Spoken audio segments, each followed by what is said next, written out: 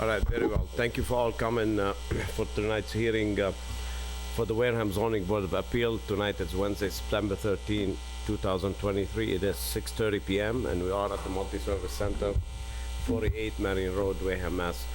I want to call the meeting to order, make a roll call. My far left, Mr. Richard Semple. Our associate member, to my far right, Mr. Troy Larson. Regular member, Mrs. Veronica Devenese. Our clerk, Mr. Jim Akabachi. And myself, the chair, Nazi Al-Khalasi. We have a sixth member coming very soon. Mr. Morrison should be here any minute. But we do have a full board. We have some quick business to do with the minutes. 8 minutes for 8/23/2023. I've reviewed them, they're fine. Motion to approve. So moved. I have a motion by Jim, second by Mr. Semple. Seconded. All in favor, say aye. Mr. Larson? Aye. Ms. Devenese? Aye. Mr. Akbachi? Aye. Mr. Semple? Aye. And myself, Nazi Al-Khalasi, aye. All right, these are gone. All right, we go with the continued public hearing, 30-23 with the Wareham Fire District for 271 Main Street.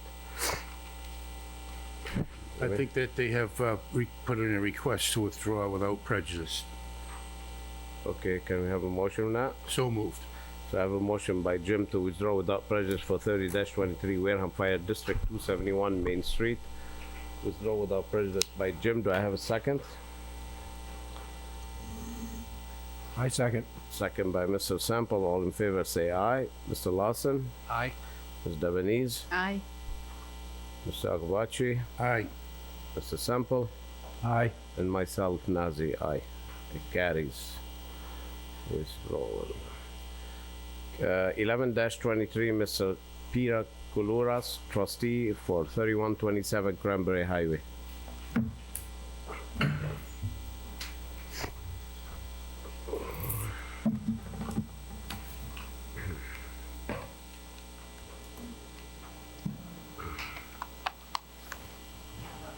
This has already been read into the record. Great. It's a continued. Get set up. All right, very well. Councilor, Attorney Jillian public Morton. hearing still open, so identify yourself. Yes, Attorney Jillian Morton, 184 Main Street. So we are here in front of you to Just, finish up. Mr. Madden, your name, please. I'm Bill Madden from GAF Engineering on behalf of the applicant. Thank you. Great.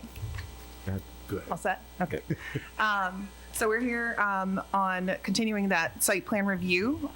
We were able to, and I'm going to really hand it over to Bill pretty fast. We went through several peer reviews and also did a response to the second review. So that should be in your packet as well. So we've gone through the different items that the peer review were looking for. So I might switch it over. I think there were a few items that you wanted to go through, Mr. Madden. Yeah, I'll try to put my hands. Did you folks need updated plans with the architects? I have half sizes for you all if you'd like them. We don't have. Don't have ours. We don't have the updated one. No. All right. Yeah, it would be nice if you've got extras. You have it in your packet. We do have them in the what? In it? 8:30 is the date on this. No, you have it in your packet. I put it I didn't look in here. It'll be revised through September 8th. All right, for the record, Mr. Jake Morrison's in at 6:37 p.m. Thank you. Hi, Jake.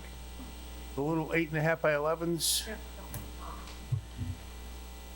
This, the thing that I keep throwing aside. Yeah, there it is. We got one. Here's one. There should be one in for everyone in there. Here's one for you. See if there's more. Thank you.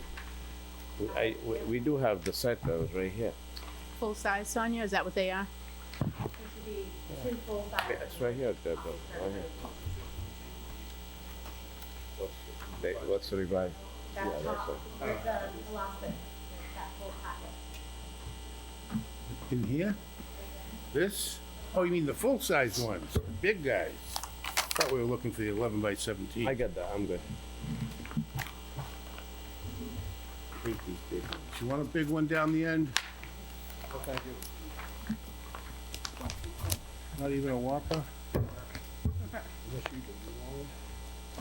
So in the very end of that packet, you can see the updated architecturals. I know that was something that the board wanted to see. And Mr. Madden can go into the other nuances that were required on the plan and different edits that we made. Yep, if you folks are ready, Yeah. What's that? Yeah, we received 2 additional reviews, I think, since the last meeting. Our last meeting, I believe, was August 23rd. And there were some questions that were brought up at the meeting. At that time, the board wanted to see some equipment, the architectural plans, which you gave the schematic architecturals on two drawings that show the elevations and the floor plans. There was also some question on the steel edging that we were proposing to use to delineate the landscape area and separate it from the adjacent properties. I provided that in the review letter with the cuts of the equipment attached there too. So the edging was provided in that document, as well as the architectural plans. The light fixture that we were proposing to use at the time was provided as well. We have since changed that. There was a subsequent comment that there was some light spillage, light trespass onto the adjoining property, so we changed the luminaire from the one that you have to one that's very similar in look to it, but just has a little less light intensity associated with it. So now we do not have any trespass of light off the site. Another thing that you wanted to see was the water quality structure that we were proposing and how it met the TSS removal rate. There was a comment that was brought up that it was that the testing that was done on these, our state no longer provides it, but I think they relied on some testing that was done in New Jersey that showed that it was a 50% reduction. If you look at the chart on the plan for the flow rate that we have entering into the drainage structure, we believe it's a little better than that, but it's somewhat immaterial because there's a 44% TSS removal rate just with that unit by itself. That's what is required before we can put the water into the underground infiltration unit and meet the 80% TSS removal. I think we were also asked to update the TSS removal sheet. And another thing that I put to a package, included with the package, was an excerpt from the NFPA handbook that talks about access to a building. And, we've been asked many times to show the swept path analysis for the fire apparatus going through the site, which we did. We showed, well, actually on Pete's site, it doesn't work without doing a multiple amount of, let's call them 3-point turns. But we do meet the NFPA standard, providing access to an exterior door that provides access to the interior of the building within 50 feet of where a fire apparatus would be placed. So I put this section of the NFPA code in the response as well, just to let the board know where we were coming from on that. I think I went over most of well, I couldn't have because we didn't have it, but would you like just to go through the drawings or the review letters first? What would be your preference? It's Phil here from Allen Major. Do you mind coming forward, Phil, please? The landscape plan too. I want to make note of that on page 7. You guys wanted a landscape architect stamp plan. 7 out of 10 has that as well. All right. Yeah, of course. Okay. All right, Phil, your name for the record, please. Phil Cordero from Allen and Major Associates, acting as peer reviewer for the zoning board. Okay, so what do you think of what Mr. Madden proposing? So Mr. Madden is correct in terms of what we've been able to accomplish in the last in the few weeks since our last meeting. They have engaged in 2 response letters to our initial comments. They have addressed pretty much the breadth of what we had provided to them in the first one. We did just receive his second letter today. This morning, we've had a chance to preliminarily review it. It appears on track, but candidly, we haven't gone through the exact calculations. But it appears that they've addressed everything to our concern. Some general items of note, there was some stormwater inconsistencies, they've reconciled that. There was some lighting inconsistencies, Mr. Madden made note that they've corrected that. We voiced some concerns for the board to consider about their materiality choicing for the edging on the site in terms of how they're delineating between the two adjacent properties. And our concern is that there may have been some incidental ponding created inadvertently by that, by the installation of the steel edging. It's obviously their prerogative to use it. We've raised that concern. They feel it's inconsequential. The numbers that we're talking about are fairly minor, quite frankly. We just want to make sure that we're looking at it all together, eyes wide open. They believe they have a handle on it, and we'd defer to their professional opinion, and then obviously the board's decision in that matter.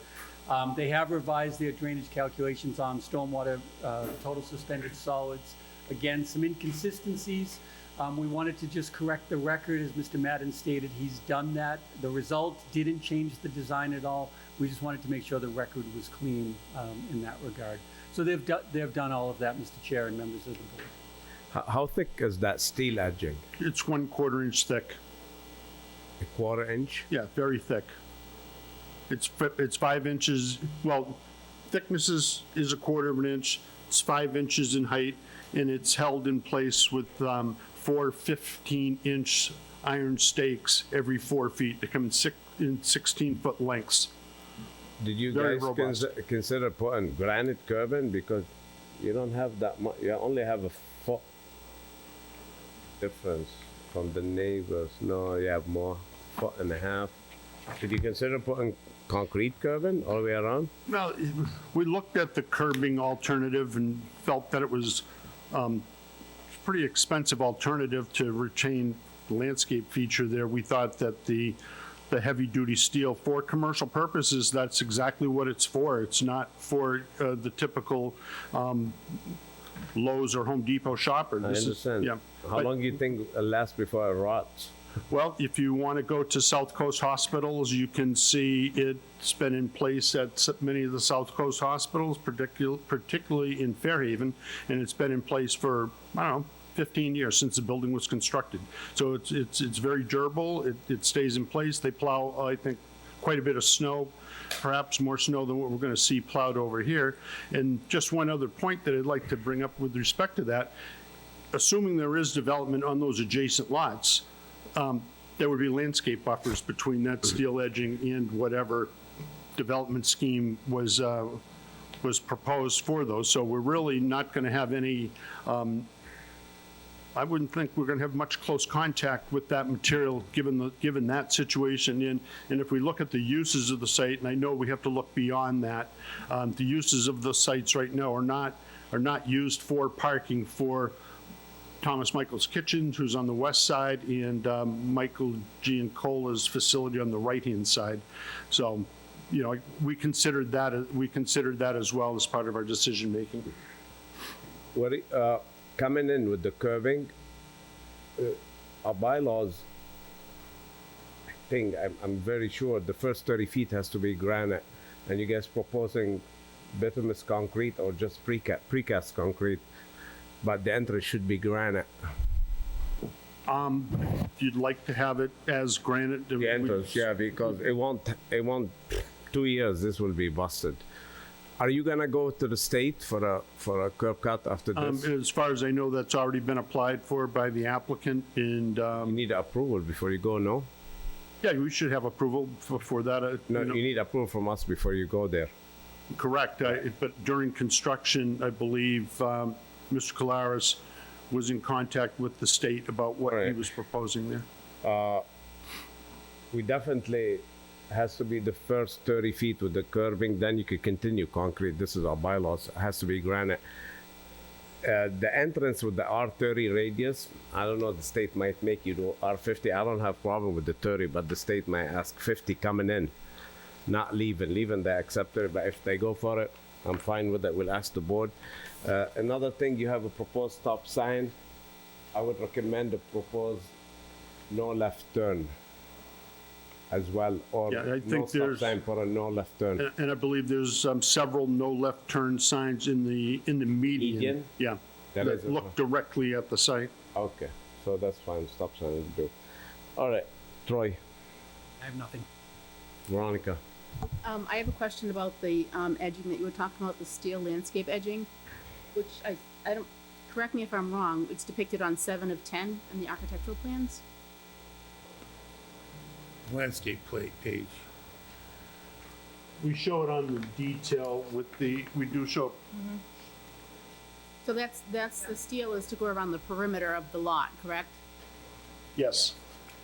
So what you were just talking about is different from the requirement that's written on the drawing, so I'm trying to understand the No, I difference. think it's exactly what I was talking about. If you read that note on sheet 7 of 10, right up here in the box, or no box, that's, talks about So, quarter-inch by 5-inch by 16-foot sections of commercial grade, 1/4 inch by 5 inches. oh, and over here, in the box here, It's right here.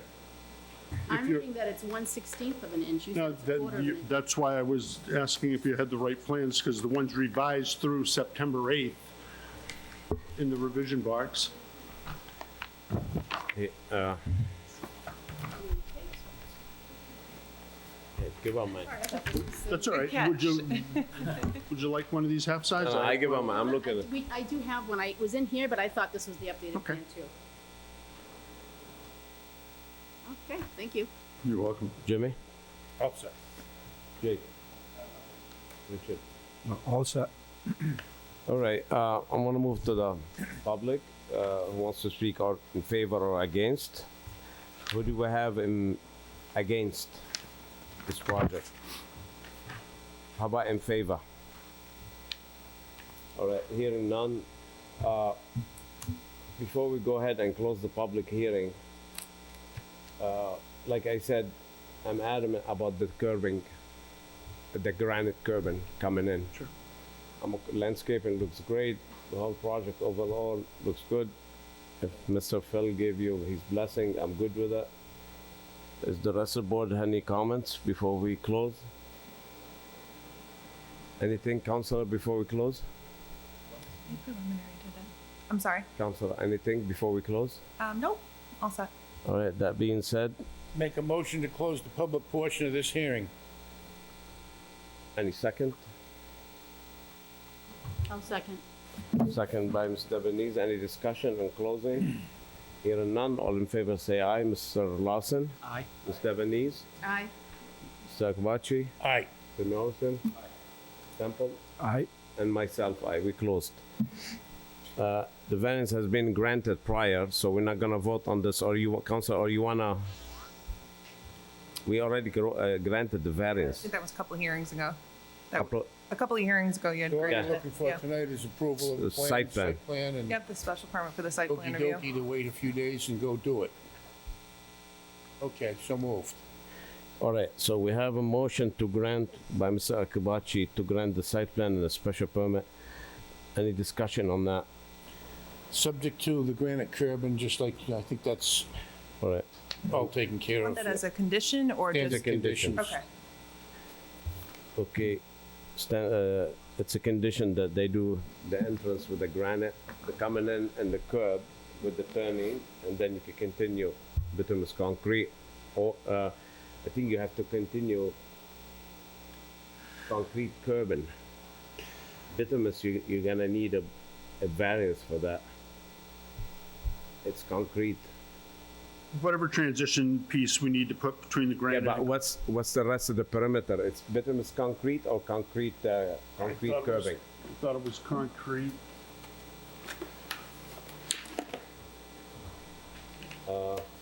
It says BC.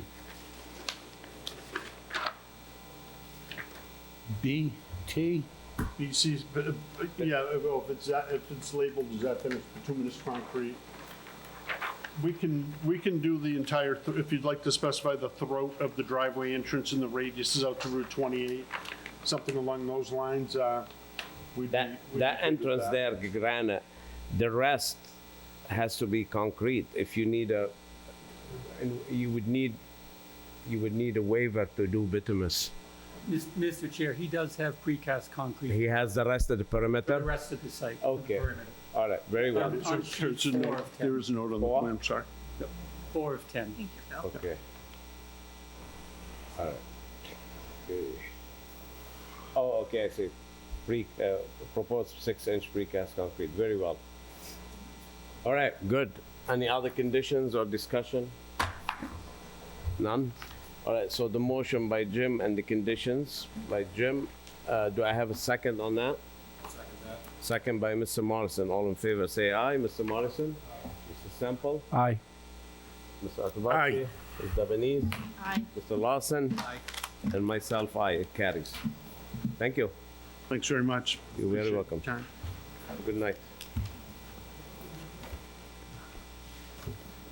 All right, we move into 21-23, Angela McEwen, Do we have for everything from that 386 last one? Main Street. Yeah. All right, everybody give back these things. All right, thanks, buddy. Want to recycle them all, yeah. You know, this paper, you know? We don't have fireplaces to burn it anymore.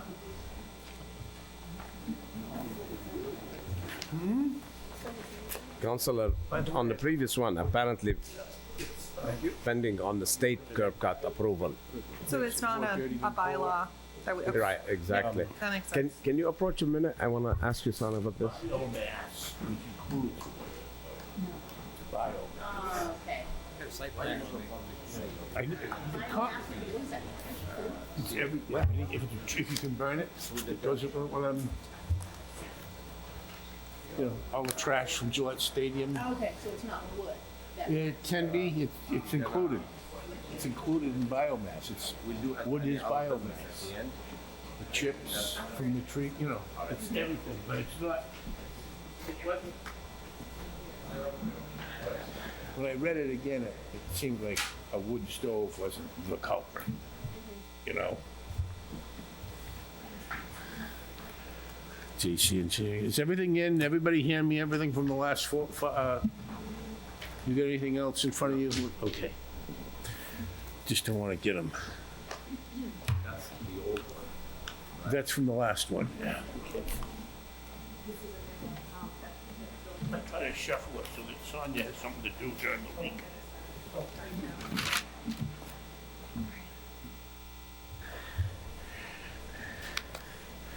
All right, very well. 21-23, 386 Main Street for Angela McEwen. Public hearing still open.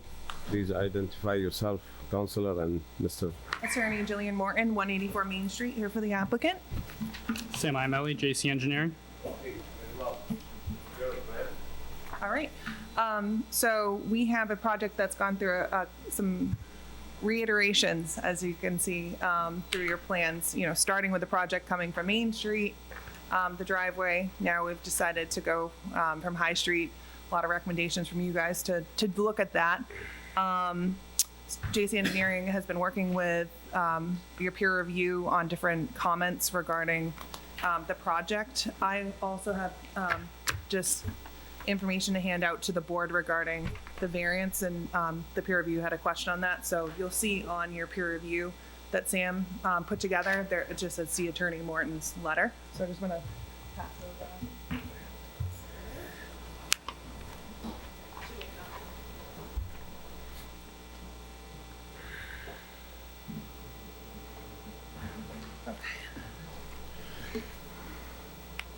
All right, so do you want to start with some of the major changes?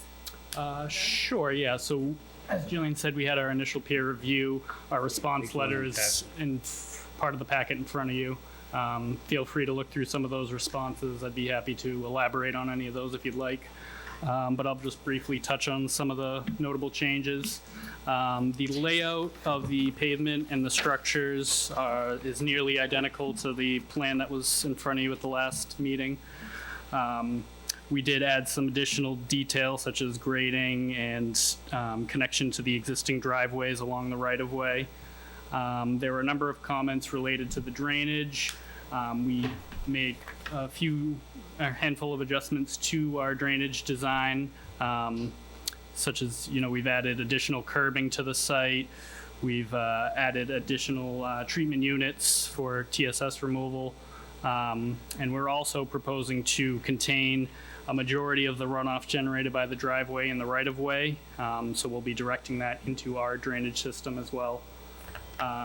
Discussions with town water and sewer have been made, and utilities have been adjusted on the plan accordingly based on their recommendations. I've actually attached a letter from the water department superintendent in the back of the response letter there. A photometric plan has been added to the plan set as well, showing specific models of lighting and those locations cited on the plan. We are still waiting for comments from the fire department. However, we've nearly maximized our width and turning radiuses coming onto High Street there, and have shown that a fire truck can enter and exit the site with our swept path analysis. I'd be happy to answer any other questions the board may have. All right. Okay, what, Alan Major, what they have for comments? Mr. Fell, again, sorry to bother you. While Mr. Fell getting ready, we don't have a landscape and architect plan.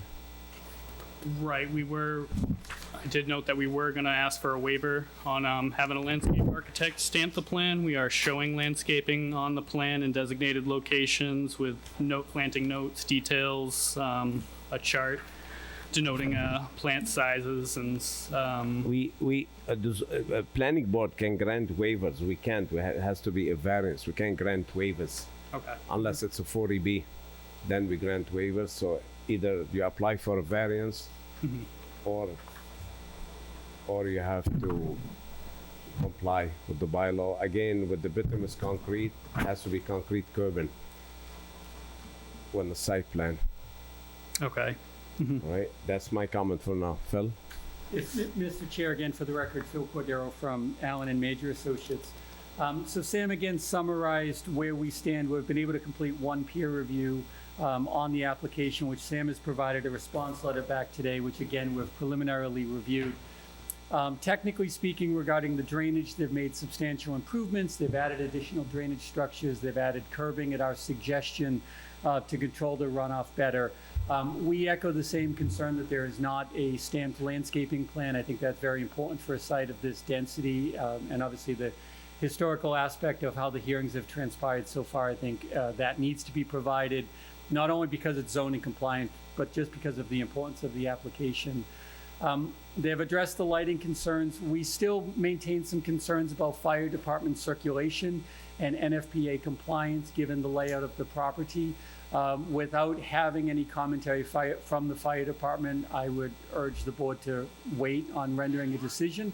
There are aspects of the project that don't meet the intent of NFPA 1, but the fire department can approve them if they are comfortable doing so.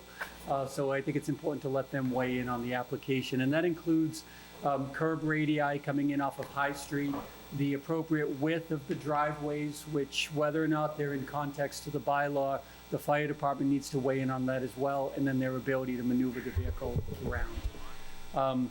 Everything else that remained outstanding, we still have to review their comments, and it would be my opinion, because we have to wait for the fire department to just give us a chance to just take a slightly deeper dive. I do hold some good confidence in what they provided back to us, but just have to reserve further comment. Have you reached out to fire department? I can just say it's been difficult to try to get responses on different projects, so we haven't got a formal response yet on this one. Well, apparently we definitely can speak for them, so No, we'll have. I know, and I know they're very busy, so it's not a knock against them, but we just. Who handles this, Captain Smith? Captain Smith. Yep, I know he's working on it. So.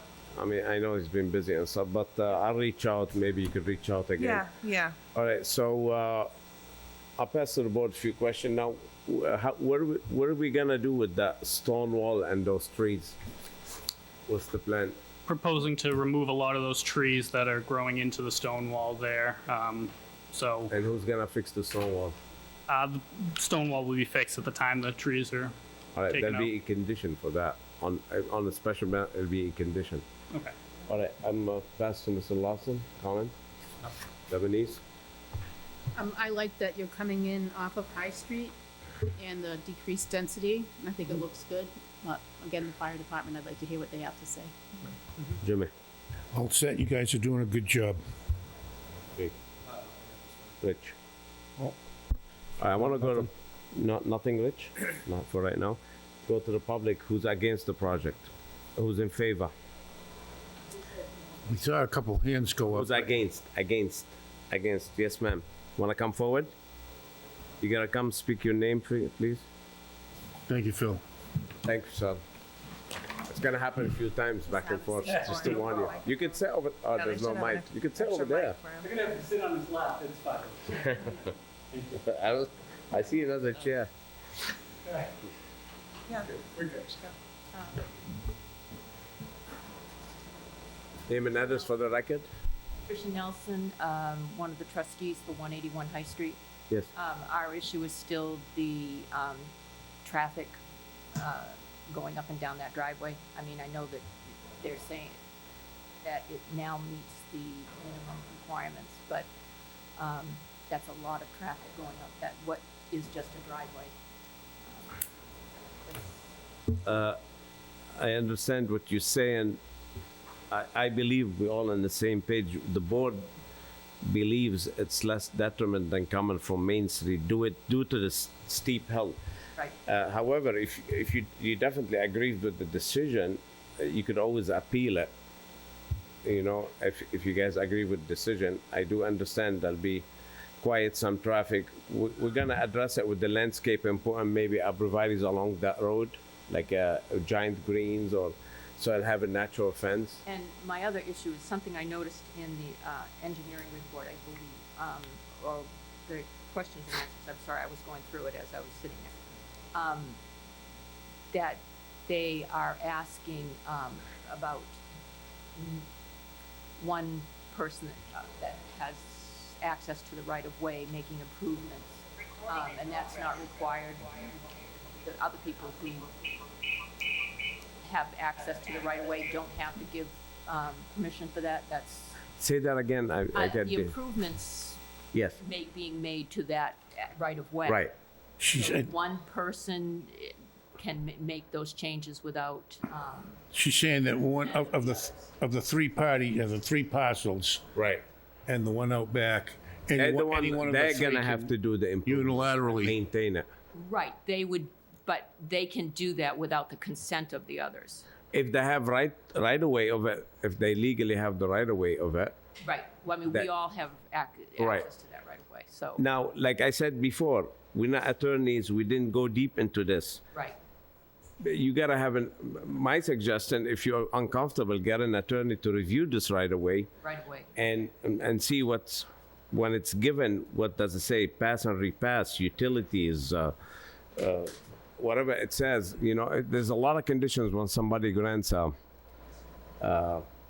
right away. So that's probably the best way to. We can't answer that. Right, okay, All what we know that they have right away to it. exactly, You know. okay. So, thank you, thanks. Anyone else? Anybody online with a hand waving at us? And nobody in the room?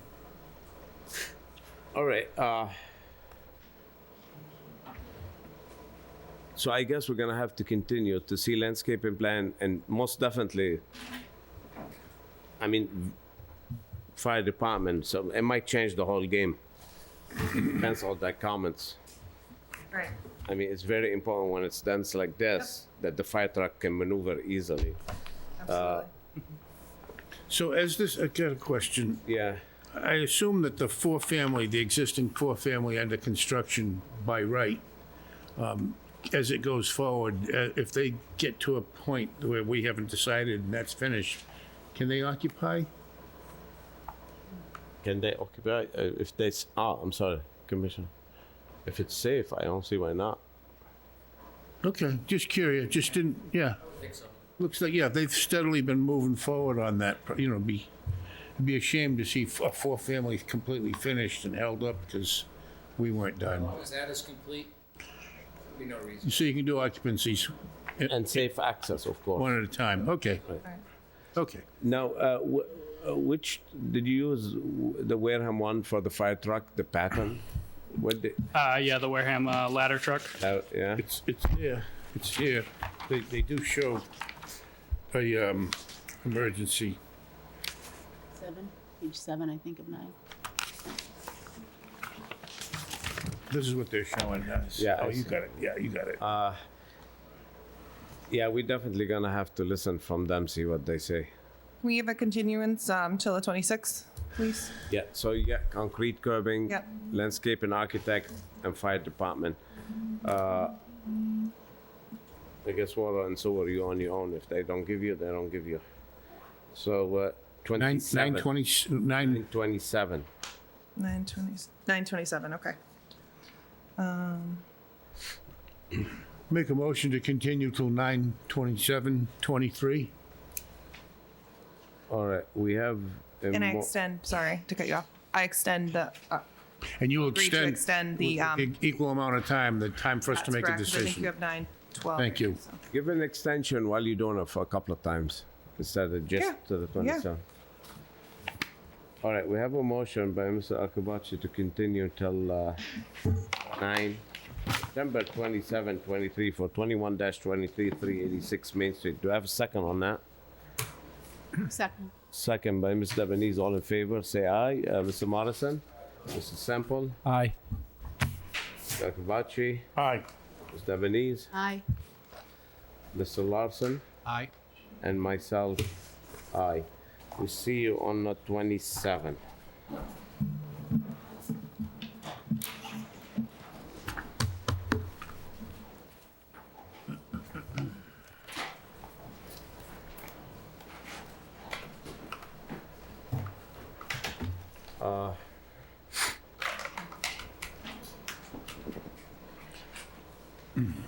Public hearing, 31-23, Warren, 176 Main Street, QOZB LLC, variance special permit.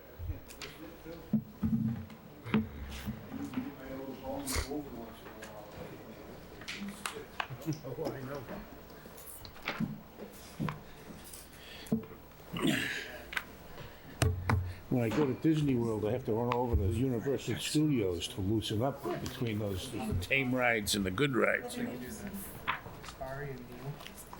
Okay, very good.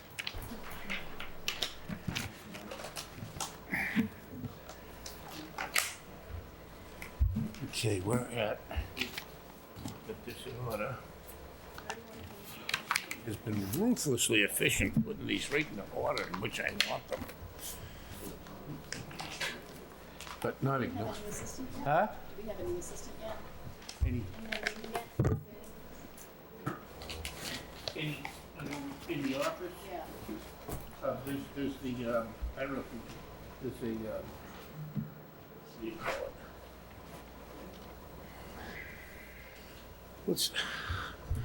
He's like a college student that, they've got, not an apprentice. They have an intern, yeah. I'd have gotten it to the intern in time. Yeah, me too, maybe tonight. Like later. Yeah. Yeah. Okay, Akabachi, Lebanese, Simple, Morrison, Larson. Thank you, sir. You want a big one to cover the whole desk? And this one says probably.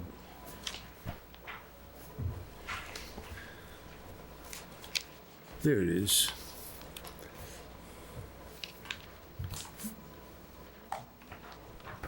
The copy for the. Has this been read in? Which one are we doing? No, it's a 31, brand new. 23. Gotta get it read. You gotta read it. All right, Okay. let's read it in. The zoning board of appeals will hold a public hearing on September 13th, 2023 at 6:30 PM in room 320 of the Wareham Multi-Service Center. 48 Marion Road, Wareham, Mass. 02571. To consider petition number 31-23 for a variance, special permit and site plan review from the requirements of Article 10, Sections 1040 and 1041, and Article 15 under the Wareham zoning bylaws to Warren, 176 Main Street, QOZB LLC, care of GAF Engineering, Inc., of 266 Main Street, Wareham, Mass., proposing to propose an existing building as a restaurant located at 176 Main Street, Wareham, Mass., which appears on Assessors Map 47, Lot 1113, in the Wareham Village 1R zoning district. Okay, very well. Name and addresses, please. Great. Attorney Jillian Morton, 184 Main Street. I'm Bill Madden from GAF, 266 Main Street. We're on Main Street. We're all Main Street. And I'm Phil Warren. I'm Middleborough. Is it business or my home address? That's okay. All right. Well, 575 Wareham Street in Middleborough is my office. All right, very well. All right, All right. let's hear it. Great, thank you. We're really excited to bring this project in front of you all. This project is located at the old Advanced Engine Shop, 176 Main Street. This building has a lot of history and different reiterations that's happened there. Mr. Warren has been thinking of what would be advantageous to the town. And the concept of a retrocade is what we are looking to do here at this site. So we're looking to have a restaurant. There would be a bar there as well, and gaming, retro arcade games, all they can think of there. So we are in front of you today for a site plan review through the special permit process, as well as a variance regarding the landscape buffer. Now, this site you probably drive by all the time. It has parking, and as you can, if you've gone there recently, you see that they've done some work in the back to create space where that will also be parking. So you can see that on the plan.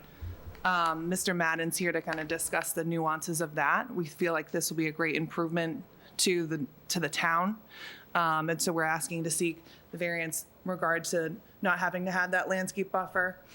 Having parking over there is really essential. Knowing being the director butter myself, it's important. There's limited parking, so that would be the advantage to having that landscape buffer. No landscape buffer, because we would get rid of parking if we had to meet that.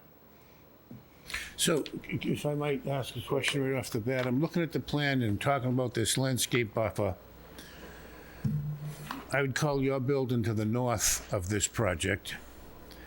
I would call the Chinese restaurant and the print shop to the south of this project. Yes. And neither of them I would see needing a landscape buffer. The place you need the landscape buffer would be to the west, where that new hill has been graded, and then a small southern border over here, because there's a house kind of behind the, Yeah. so it's, but, okay, That makes that's my sense. question. Yep. Yeah, so because it has that residential nearby. Yeah, okay. All right, but that parking exists, right? Yeah, it's pre-existing. Yep. All right, let's hear it, Mr. Madden. Okay. Let's see, this project's really like to consider repurposing of an existing building to something that's more contemporary with the times we have around us now. Back when the building was used as, advanced engine, there was a time and a place for that. But now there's an opportunity for Phil Warren to, repurpose that site for something that's consistent with what the downtown of Wareham is seeking, I think, to accomplish by having places of assembly, restaurants, and different venues that the general public can come to and create a more inviting town concept or village concept down there. So we think this is a good opportunity to do that, where we have a willing developer to do the work, and we know how difficult it is to get things done. So in any event, The site is really comprised of two zoning districts. It's the zoning district Wareham Village 1 and Wareham Village 2. The zoning district line passes through the rear of the property. We have a zoning data table on the front that indicates what's required in each one of those zoning districts with respect to frontage area, building setbacks, although none of them really apply because we are not proposing any physical construction activities to the exterior of the building. There's nothing proposed on the exterior of the building, therefore there's not any architectural plans submitted for the exterior. There are some architectural plans that indicate the layout on the inside of the building where the restaurant area will be, the handicap access, and the gaming entertainment area will be as well. So it's in an AE 15 flood zone for the most part, so the site is encumbered by the AE 15 flood zone. We're proposing to place 100 seats in the restaurant is what we're showing. We've contacted the sewer department, and we have a letter from them indicating they would allow us sewer flow because there is an existing sanitary sewer connection to that building. So they'll allow us to upgrade it to some degree. And I forget what the number was. I want to say it was in 6,000 or 6,500 gallons per day, something along those lines. One of the things You find what they've offered is sufficient for your intended use? Yes. Yep. As far as the parking goes, we're required to have one space per 5 seats for restaurant use. We have 100 seats, requires 20 parking spaces. There's currently 13 that exist at the front of the building.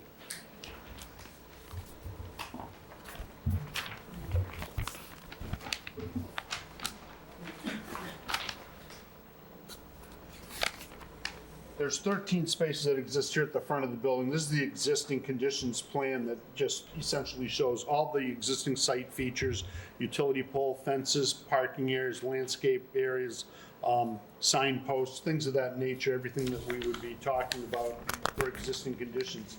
At the rear of the site is that slope that was previously mentioned that had been cut. It's been planted with grass at this point. It's a pretty significant grade change. It roughly is, I don't know, order of magnitude of 16, 18 feet in grade change. So it's fairly significant, provides good separation between the abutting use off of High Street. The back property line is vegetated with some trees. There is a stone wall at the top of that slope as well. And it's fairly well stabilized at the present time. But there's 13 parking spaces in the front, and what we're showing is another 10 parking spaces that we're going to place in the back, along with our handicap accessible stalls.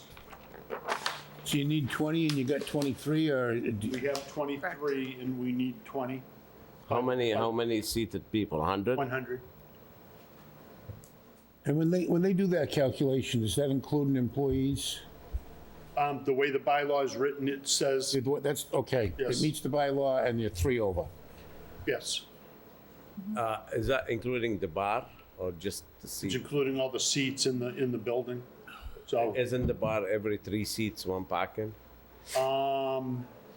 I would have to check, I don't know. You're gonna I'll have double to. check that. I think the bar is 3 seats, one parking. But village type use is really a walking type of destination. I so- understand, but we just have to But go. I will get that information for you. The rear of the site, we show a crushed stone parking area. Wanted to stay away from bituminous concrete in there. We show crushed stone, which is bordered by cobblestones. According to the bylaw, when we have a crushed stone or a surface other than asphalt or concrete, we have to border it with some type of material such as a cobblestone border. So that's what we chose to do here. We show 10 parking spaces, 2 handicap stalls, and our handicap accessibility is through this paved area here. The parking spaces will be paved where the handicap access occurs, and we're going to have some handicap accessibility here at this rear door. There's an existing rear door there. there'll be some interior modifications to facilitate the handicap accessible patrons that are going to come into the building. So that's what we have here. We have a dumpster pad with an enclosure located here. It's a pretty good sized pad, and then we're going to just loam and seed everything at the toe of the slope. There's a small retaining wall stone border there at the back end of the site, so we'll just loam and seed that. And you can see here is where our landscape buffer, where this is really the existing line, where those cobblestone is and where the stone parking areas, that's the line of the area that's occupied currently. So we don't have really any landscape buffer there, hence our request for the variance on it. We just don't have that space available due to the existing conditions. Our site access is coming in off of Main Street in its current location. We have a designated loading area and an overhead door where the material for the bar in the restaurant will be offloaded and brought into the building. We have 24 feet in pavement width that provides proper access incoming and outgoing from that rear parking area, and a 22 by, 22 by 24 concrete patio out back. That's intended to be there for people that smoke, I think, more so than anything else. It's not intended to be an outdoor seating area. We're not intending to serve alcohol out there. It's just really open space for the smokers and handicap accessibility into the building. And that's what we really have going on. What we've done is we've shortened up the use of the parking area in the front. We're designating through painting on the surface where the parking stalls will be, and we're going to be keeping a space of pavement that will be striped off, but that'll be used for our snow management and what have you. And pretty much that was it. It's cost savings measure. It was there, provide some good use for snow, so we thought that we would leave that as is. As part of the project in the sewer department, we're required to provide pre-treatment to the sanitary waste that leaves the building. Fats, oils, and grease are really the culprits in a municipal sewer system. So we're placing a 2,000 gallon grease trap that'll take all of our kitchen waste. It'll run through this grease trap and then connect to a new sanitary manhole that'll be constructed on the existing sanitary line that runs out into the street. Water comes from the adjacent property. There's a 6-inch water main that runs cross-country from Center Street over to this site. There's a 4-inch fire protection main into the building and a 2-inch domestic water service into the building that both appear adequate for what is intended to be used on the building. I think it'll meet the NFPA requirements for size. It currently does, and I think the use that was there might have been a higher hazard use than this proposed use. So that's what we're looking at to do in the front of the building. This is an existing landscape area that's in the front. Took a pretty close look at it the other day, and we think that between this area and the area in the front of the building, if the project landscaper gets in there and starts to manage the vegetation that's currently there, pull out the stuff that's not wanted, the vegetation that's not the good stuff, clean it up a little bit, reorganize the stones that are in that infiltration trench, that will improve that look. And I think that makes reasonable sense.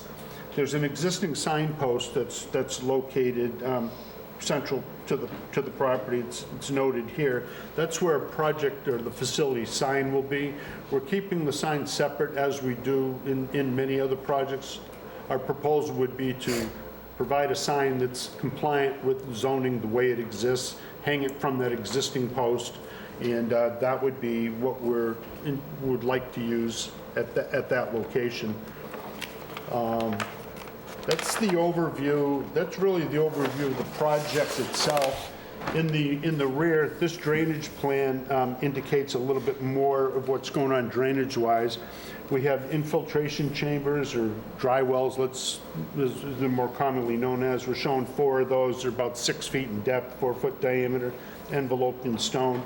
We show a a catch basin. We have one catch basin that our water will flow into that, and that'll provide some degree of water pre-treatment before we discharge into those infiltration units. We're also picking up our roof downspouts and taking that water, putting it into those basins that'll function as groundwater recharge in that area. A little bit of grading around the side. I think that's one of the areas that we were talking about previously with the proximity to the residential uses. I believe this residential use, not that it matters, but I think it's a rental. But what we were thinking is that perhaps, as opposed to, planting in that area, perhaps a fence of some type would be appropriate there.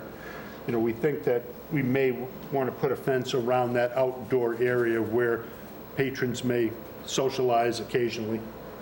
So that's pretty much what we have here. We have a small overflow from this drainage line, from this drainage system to provide overflow, let's call it, that will allow some discharge to come out at this area, come across the parking lot, and it'll discharge and flow into this infiltration stone trench. In a similar manner, what do we have drainage-wise? That's pretty much it, I think, on drainage. It's relatively minor.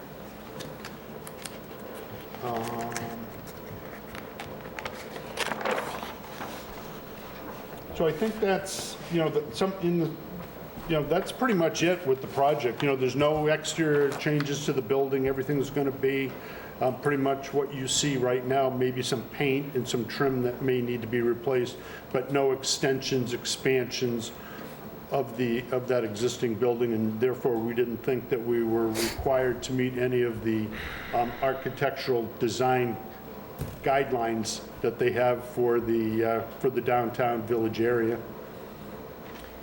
Okay, and yes. Go ahead. On the impervious, you're requesting a variance for impervious area? Impervious area. You said you 50%, and you have, you providing 67, sorry. The landscape, the variance, sorry, I was a little confused by this because it wasn't discussed. The landscape buffer between land uses is what the variance is for. I understand, all right. So it says between land uses, and this is almost a general question more than specific to this one, but you keep referring to the property that I'm calling to the south as a residential use, but isn't that also got some business on that property? Isn't it more of a mixed-use property? I think on the portion that's on Main Street right here, yes. That's all retail, right? It's retail and restaurant, Chinese restaurant. With residential behind it. There's a driveway further down and some residential behind it. Yep, that's. So if the residential was on top of the restaurant, would the whole thing have to have the same setback because there's residential upstairs? I'm just, I'm saying that it's kind of, I don't know if the word's ambiguous. I'm not good with language, but, our bylaw says that you have it next, you're describing the property as residential, and it's really zoned Wareham Village 1, and it's really a mixed-use property, and there's 3 or 4 retail businesses there. I guess what I'm trying to champion is the lack of need for this 20-foot buffer. I don't think certainly, if it's my vote that's going to matter, I'm not going to hold them to that. That's for sure. I think we share that. And I've kind of explained my reasoning behind it. And I will say they're actually on this, the peer reviewer has done 2 reviews of this as well. So we should have mentioned that. They've been doing a great job of getting the initial review, and then Phil sent us another review, so that we've kind of worked back and forth with him. Okay. So where are you at the reviews right now? What's to be completed?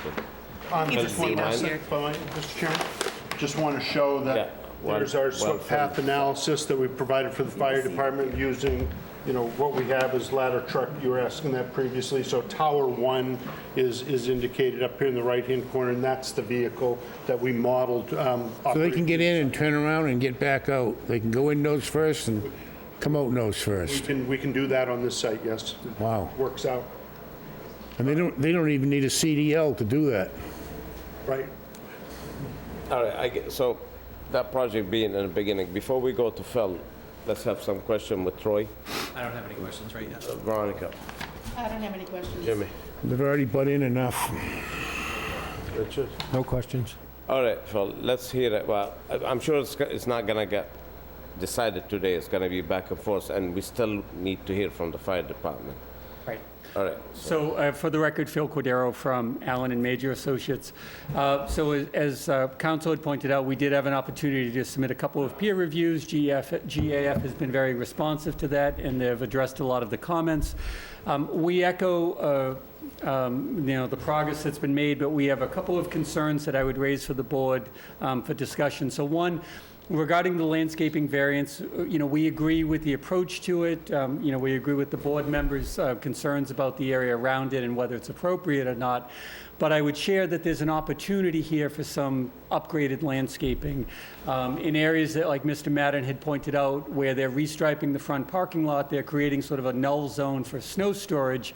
That would be a really great opportunity for landscaping, reduce some burden on snow management, stormwater management, increase the curb appeal, and sort of compensate for the lack of landscaping along the buffers. So something for the board's consideration.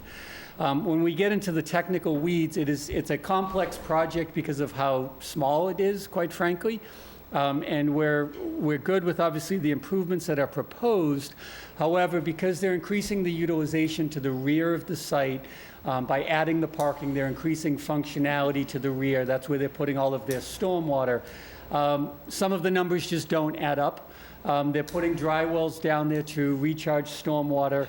The test pit data that they've provided appears to conflict with the bottom of the stormwater system, so there's no appropriate separation to meet stormwater management standards. And we've asked them to look at that in greater detail.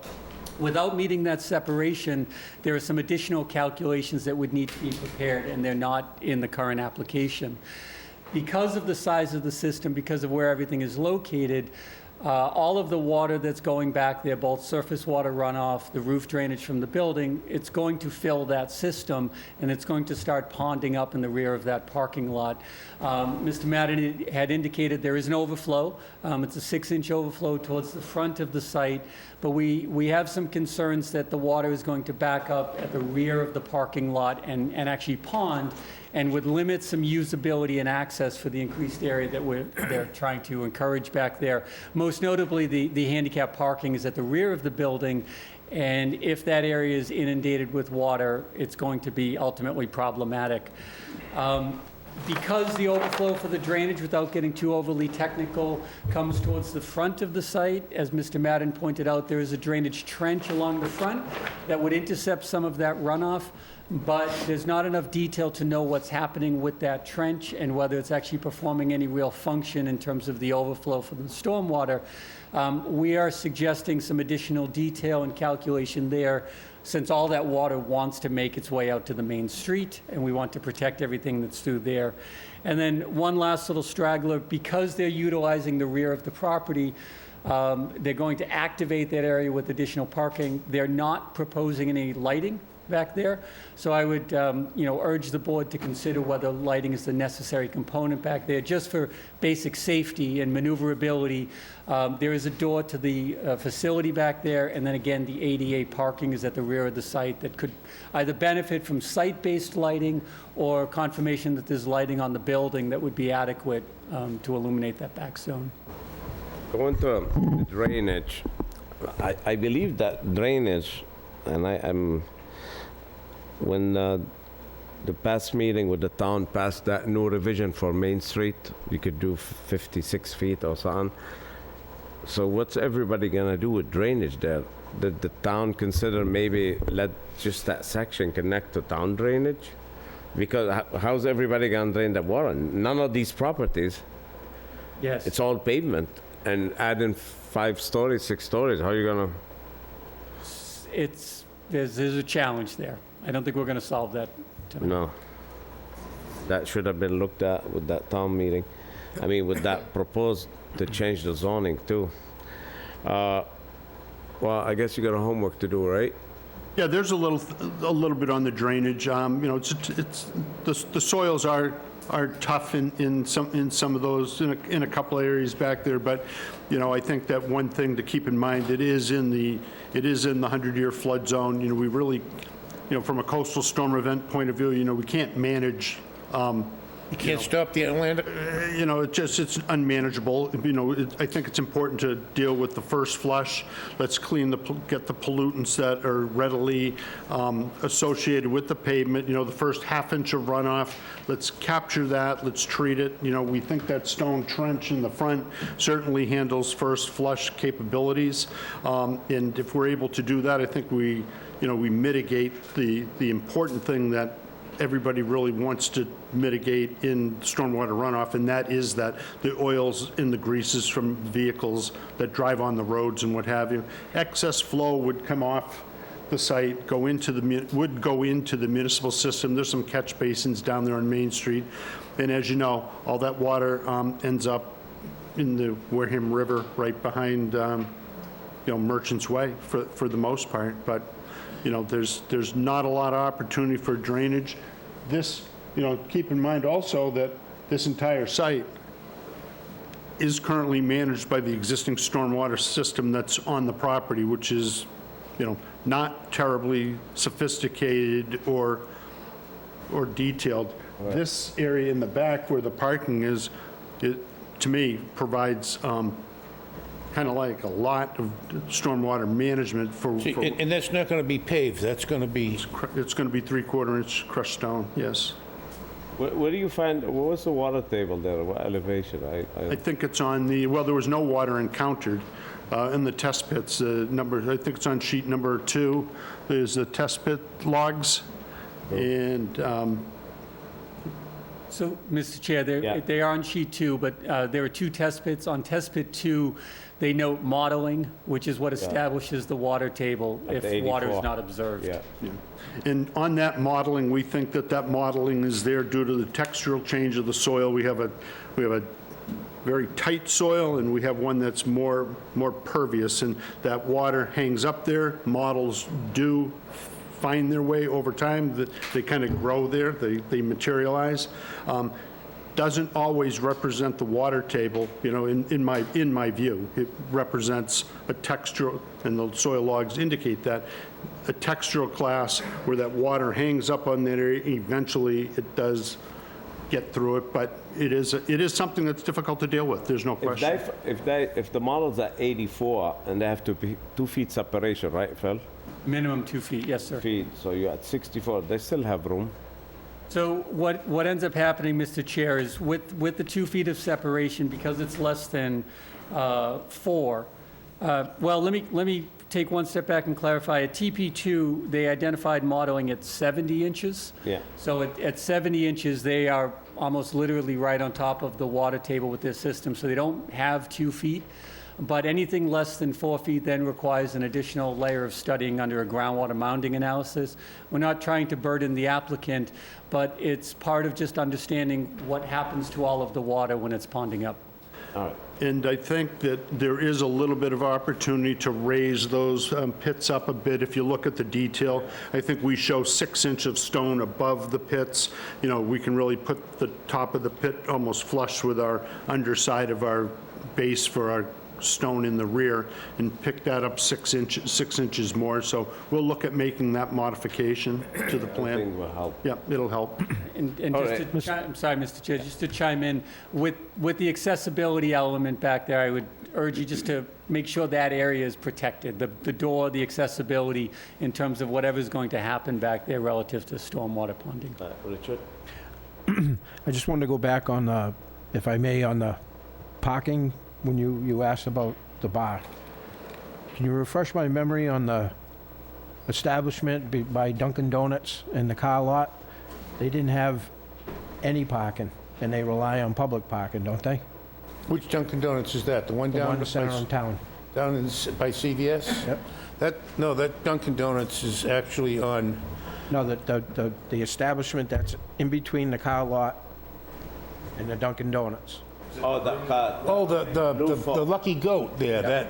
They don't have any parking No, they whatsoever. got, we made them use, we made them designate some parking for them Some. and some for the used car and some for the, but you're talking about that little coffee shop in there that has no I'm part just of- talking about the parking lots that, the amount that we're looking for. It sounds to me that the town parking lots that are there now for everybody to use is classified to be used for the businesses. So I don't know if we can be, if I find it in myself to tell them that you can't have the parking spots because you got town parking spots across the street, you got it across the I other agree. street. We got buildings on Main Street with zero parking. And exactly, that's my point. So I don't think the parking got you. should be an issue in No, no, this. the reason I said No, I said think we that- should punish this applicant and let all the others get away with it.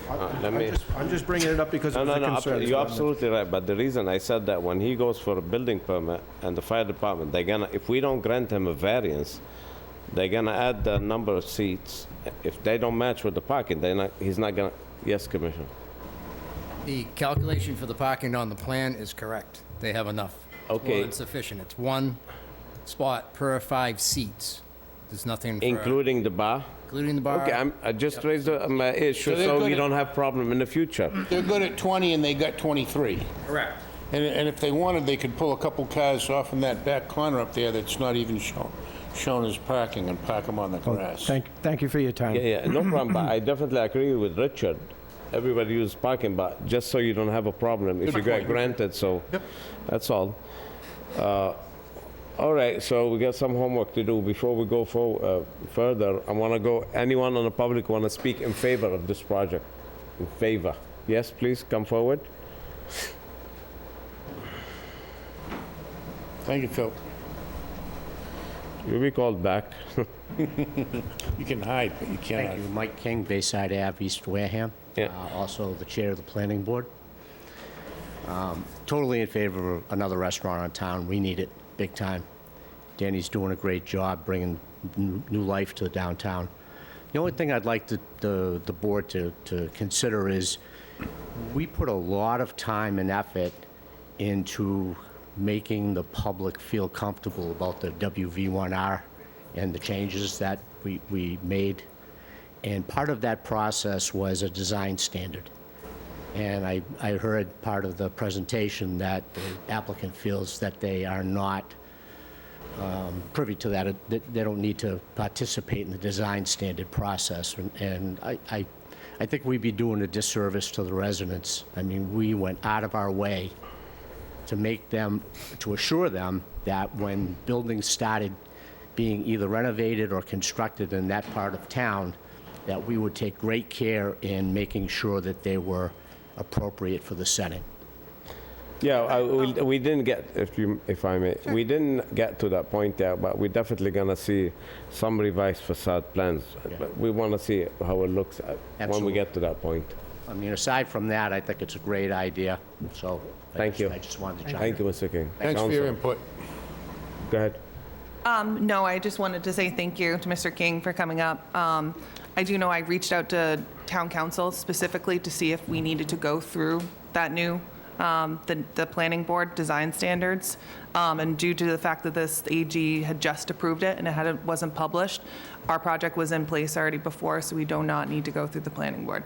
But I do understand what he's saying, We're looking. not asking you to go to planning board, but we'd like to see some spicing up for the No, project. I just wanted to put it on the I mean, record. we didn't get to Yep. that point yet, but we definitely wanna see. She's saying, I think what the attorney is just wanted saying to is that verify. the standard that's being requested to be applied doesn't apply to this project because it predates. I understand this, Okay. but we still would like Keep it to in see consideration, something. of course. We still like to see something, instead of being agree, an I'm the advanced butter. engine. We we'd still like want to see purple something. Can I shutters speak in with favor pink of the polka project dots. as a direct abutter? What's that? Can I speak in favor of the project as a direct abutter? You As can. a citizen? Okay. All right. Julie You in Moore, favor? 22 Great Neck Road. Oh, God, you know my address now. I really appreciate Phil has done an excellent job really thinking of this project when he came over to me as an abutter, speaking about it. And, you know, the idea of a retrocade, if you've gone to any places, it's such a great idea as far as it has entertainment value. And, you know, this isn't a barcade, this is a retrocade. This is an idea to go play and to have a good bite to eat with friends. So I think it's giving that entertainment that we've been lacking in Wareham. I mean, look at Ryan Family's Amusement, right? That's just obviously bowling, but they have an arcade piece. So it's a huge advantage, I think, for young and old alike. So I just really appreciate his thoroughness of deciding to do something different. I think it would be good for the town, like a destination. Okay. That's it. Anyone else want to speak in favor? All right, I guess you're gonna have to coordinate with Phil, Mr. Madden. And I personally, I don't know about the board, would like to see some facade changes, a little bit, just to make it look different. It's been like an engine place or a church forever. I would like to see something different personally, a little Gonna speak to that, facade Phil? change. I mean, you guys did a beautiful job down the street. I'm sure you could do that. Yeah, let Phil speak to that. So as far as improvements to the exterior of the property is concerned, I would absolutely love to improve the property to that standard, and in the future, it may be more feasible to make improvements along the lines with those guidelines. At the time, we're under a constraint here because of the location of the property within the flood zone. There are FEMA guidelines, and my budget for improvement to the actual building is very restricted. I have a small budget to get all of what's going on in the actual building done. Now, stuff happen on the, in the site plan around the building, what we're talking about more today, I believe most of that's excluded from the guidelines of the FEMA budget, but as far as improvements directly to the building are concerned, I have a very tight window for this initial remodeling of the property. Right, we're not asking you to remodel. Maybe it could be a couple of awnings to spice it up, a couple of flower pots, something. That's all. We're not asking you to tear the building and redo it. Absolutely. I mean, if Yeah. you consult with the architect, that would they could come with the crazy ideas and fairly inexpensive. It's my intention to bring this building to a place where it looks beautiful on Main Street. I'm passionate about the building. I think when I drive down Main Street, which I've been driving down Main Street my whole life, I was born in Toby, grew up in South Carver, and I've been coming down the street my whole life. I never noticed the building before, never, until I had this opportunity. And I think really because the business that was in there was a wonderful business with a rich history, but it wasn't the business I would expect to see on a Main Street necessarily. I'd expect them to see in more of an industrial area. And when I look at this building, there's a lot of beauty in the building, and there's such a rich history in the downtown area of Wareham. I think the potential there is incredible, and I would love to make all improvements that are within my budget and ongoing improvements as the steward of the property, and what I consider to be, one of the most notable buildings. It could be one of the most notable buildings on Main Street. I understand, but a little touch up. For instance, for example, Scarlet Rose, the restaurant, Yeah. little changes outside, they made it beautiful. I mean, I think your father can afford it. I hate to say Well, this, but It all falls to what's within and you'll my operating get budget. more Yeah. customers. It'll be appealing and make your restaurant look much better. Absolutely. What's more retro than hydrangeas? And I mean, no, what is it? That was my joke. That was your joke. That I was know. my No, joke. the rhododendrons in the front. The That was your rhododendrons. joke. And I want you With to that said, just consider it. I absolutely Until hear next you. meeting, And I consider. think we're very much on the same page. And I'm working with a very talented team of architects, and for sure we can See, look you have at a what. team, so there you go. Yeah. And talented ones, We'll so see what you're all set. improvements can be made within budget. Yeah. All right, so when you want to come back, Council? Do you think they can do 2 weeks? Is that fine? 2 weeks, please. 2 weeks. 27? 27th. All right. Any other question from the board before we go The forward? 27th, 9/27? Yeah. So, questions, guys? I have a comment. Oh, Yes. I'm sorry. No, not at this time. Go ahead. So, in regards to the site, I hear what you're saying about a restricted budget on the building. So in regards to the site, I guess whatever improvements you can do there would be appreciated in order to, try and fit in with the new standards that we're trying to meet with the changes. I would Absolutely. like to see what you have for the area, for that parcel and what you're going to do with it. Absolutely. Like I said, you're doing a beautiful job down the street. You want to put your name on it. Make it look pretty. All right, that being said, so can we get a motion to continue till the So moved. 27th? I have a motion by 9/27. Jim to continue until Second. Second by Mr. Sample. All in favor, say aye. Mr. Larson? Aye. Ms. Debonese? Aye. Mr. Akabachi? Aye. Mr. Morrison? And Mr. Sample? Aye. And myself, aye. We'll see you on the 27th. Thank you. Thank Thanks so you. much. Thank you.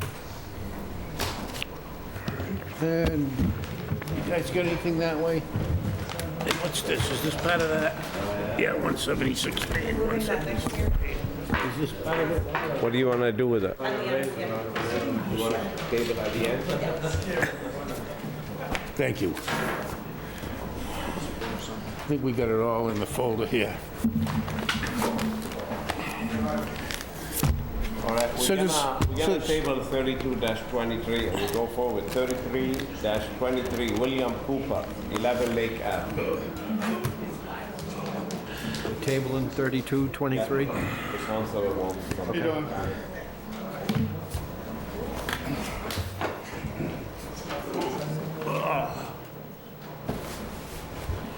So I'm skipping an envelope.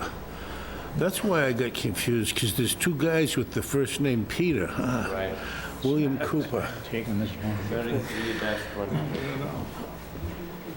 I can't handle those hard chairs, you know?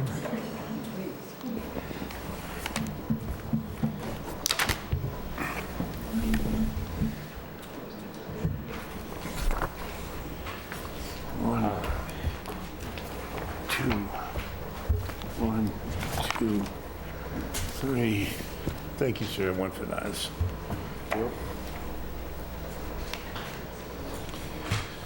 The zoning board of appeals will hold a public hearing on September 13th, 2023 at 6:30 PM in room 320 of the Wareham Multi-Service Center, located at 48 Marion Road, Wareham, Mass. 02571, to consider petition number 33-23 for a variance from the requirements of Article 3, Section 330 and 340.4, and Article 16 under the Wareham zoning bylaws to William Cooper, care of Frank W. Westgate and Associates of 34 Church Avenue, Wareham, Mass., proposing to construct an accessory apartment with a garage under, located at 11 Lake Avenue, Wareham, Mass. That appears on Assessors Map 121, Lot 769 and 772 and 783 in the R130 zoning district. All right, name and address, please. William Cooper, 11 Lake Ave. Frank Westgate, I did the survey and the plan work for this project. All right, well, tell us what you're trying to do. Yeah, What's the plan? pardon? What's your plan? What do you want to do? Well, it's pretty straightforward. Of course, we were hoping that this was going to be a special permit rather than a variance, but we think we've met the criteria, because there is a hardship involved here, and I'm hoping you'll read the attached letter from the owner applicant, and if not, I can read it out loud. Okay, so you're trying to put a garage with the apartment above? That's correct. Okay, and... Oh, sorry. So you're trying to put a garage with the apartment above, That's correct. correct? And, okay, and what zoning you in the R130? I believe it's a 130. 130, so you need yes. 130,000 for one unit, and multiple residential are not allowed in R130. So what's your hardship? Well, if you read that letter from the owner applicant on the last page, that will pretty well explain it. And if You want to tell us what is it about? It's got to go on the record. One that says to whom it may concern. It pretty Yeah, well, pretty so well what's the hardship? spells. You tell us in your words. Do you want me to read it? You read it or just tell us in your words what's the Well, I'm going hardship? to read it then. Sure, go ahead. To whom it may concern. I, William J. Cooper, am writing this letter to explain the reasons for a request for a variance to allow an addition to my home at 11 Lake Avenue in East Wareham. I currently live with my wife and daughter, along with her partner, who has a son with disabilities, whom he shares custody with. They have been searching for a home in the Wareham area for the last several years, but due to the housing market have been unsuccessful. My daughter is expecting a child at the end of this year and will need space for her growing family. Due to the high cost of homes and living in the area, we are all residing together, along with an indoor cat and dog. My wife and I are already in declining health, and in the coming months will be on a fixed Social Security disability income. Financially, it would make life easier if we could continue living together. The proposed addition would provide separate and private space for my wife and I while staying close to my daughter and her growing family. The granting of this variance would provide emotional comfort and needed assistance as we age. Respectfully, William Cooper.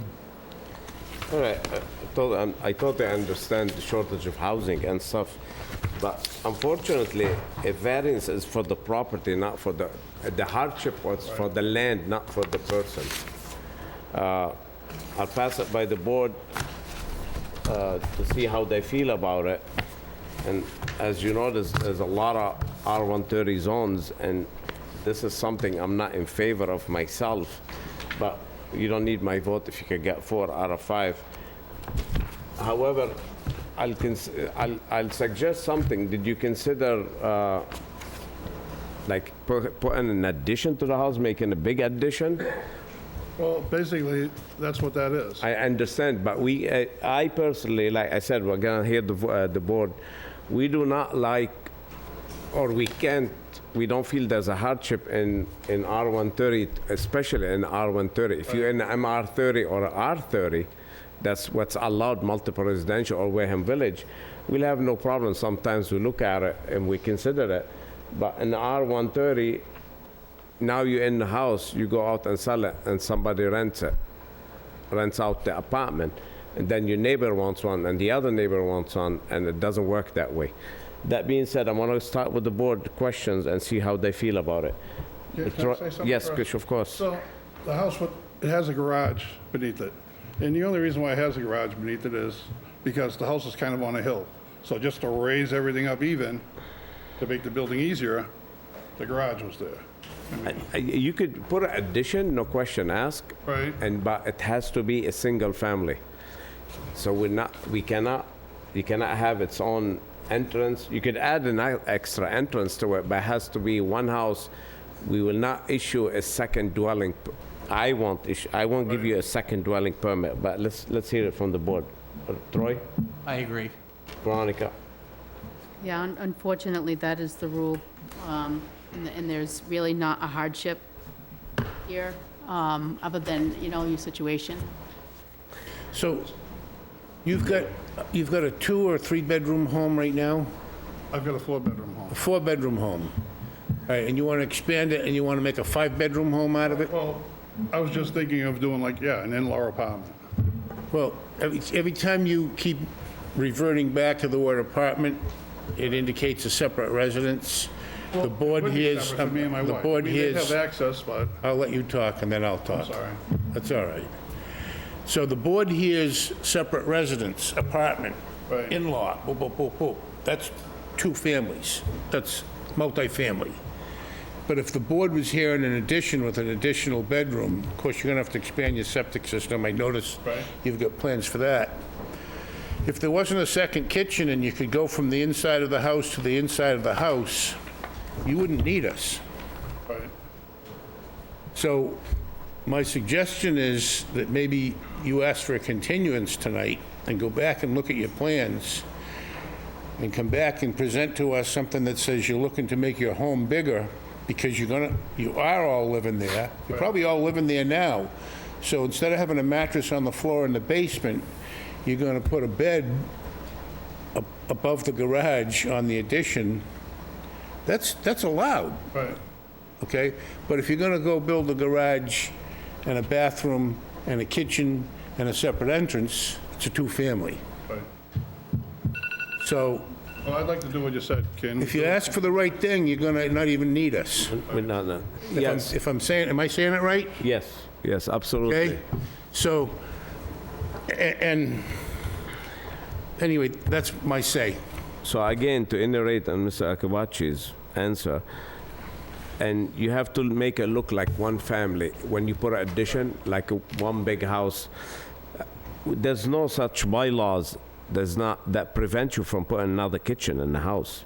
No, you can have multiple You could have kitchens. 2 kitchens. You gotta be able to But- go from one to the other inside without, if you gotta go outside from one part of the house to get into the other side of the house, if you can go from anywhere in the house to anywhere in the house from inside, it's not, it's, Well, this addition does have an access to the main house. You can walk right through. Understand, but on paper, we cannot give you 2 dwellings on that lot. Okay, got you. So when you sell it, you're selling 1 dwellings, not 2 dwellings. Okay.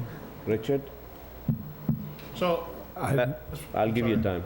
I have nothing at this time. Jake? All right, sir, what do you want to say? I would say, your idea, a kitchen could be added later on if I wanted to. You could add it now with Just your plumb it. addition. Right. We can add another bathroom. yeah? 3 bathrooms, as long as you have limit- bedrooms, as long as the Board of Health Well, as say long as yes. it's not an extra building. No, it can be in a big addition. Right, an not addition, but it can't look like an apartment. Okay. So your architect, whoever it is, make it look a bigger house. That's all what you need. Yeah. Okay. And on paper, when you sell it or transfer it to your kids or whatever you do, It's a if you 5-bedroom. sell in one house, 5, 6, 7, 10 bedrooms, doesn't matter. Unless you go 12,000 square feet, then you need to sprinkle it. Regardless, you could be as big as you want, as long as the zoning allows you. I know there's another thing, your step there would need a variance because your setback's 30 feet. You can't have the commissioner had brought it to my attention earlier. That step, so when you can't, Front step. you need, over there, there's a 30-foot setback from the neighbor. So your step gotta go in the back. So whenever you do addition, you gotta maintain that 30 foot, including your rake. So probably go Right. 31 feet.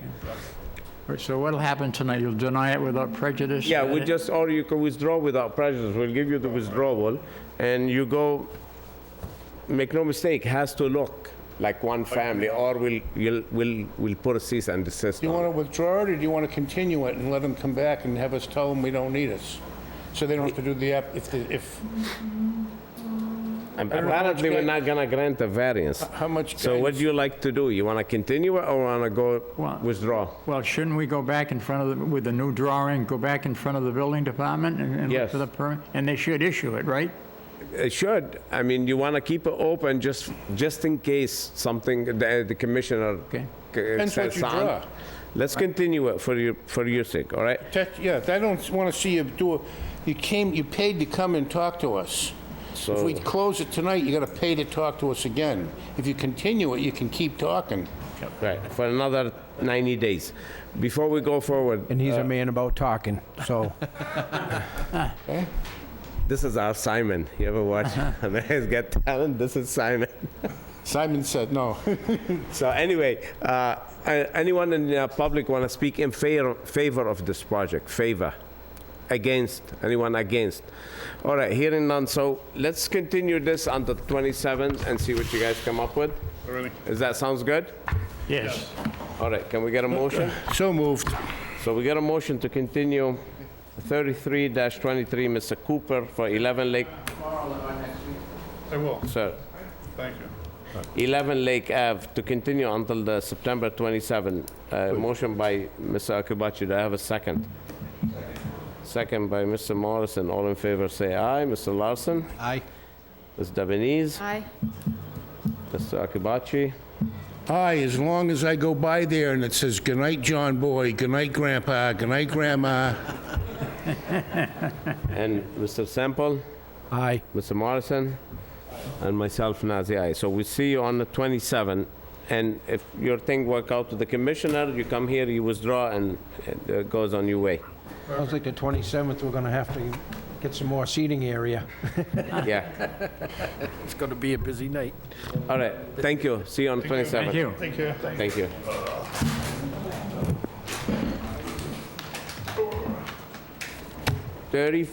(34-23) Todd and Maria Delgado, 3 Michael Drive.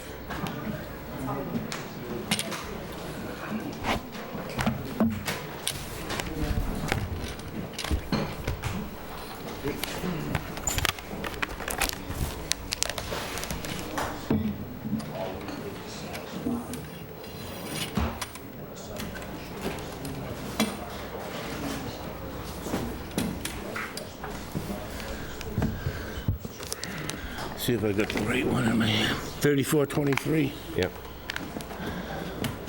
Okay.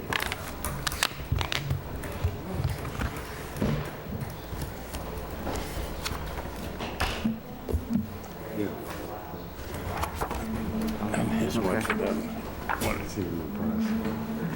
And over it goes.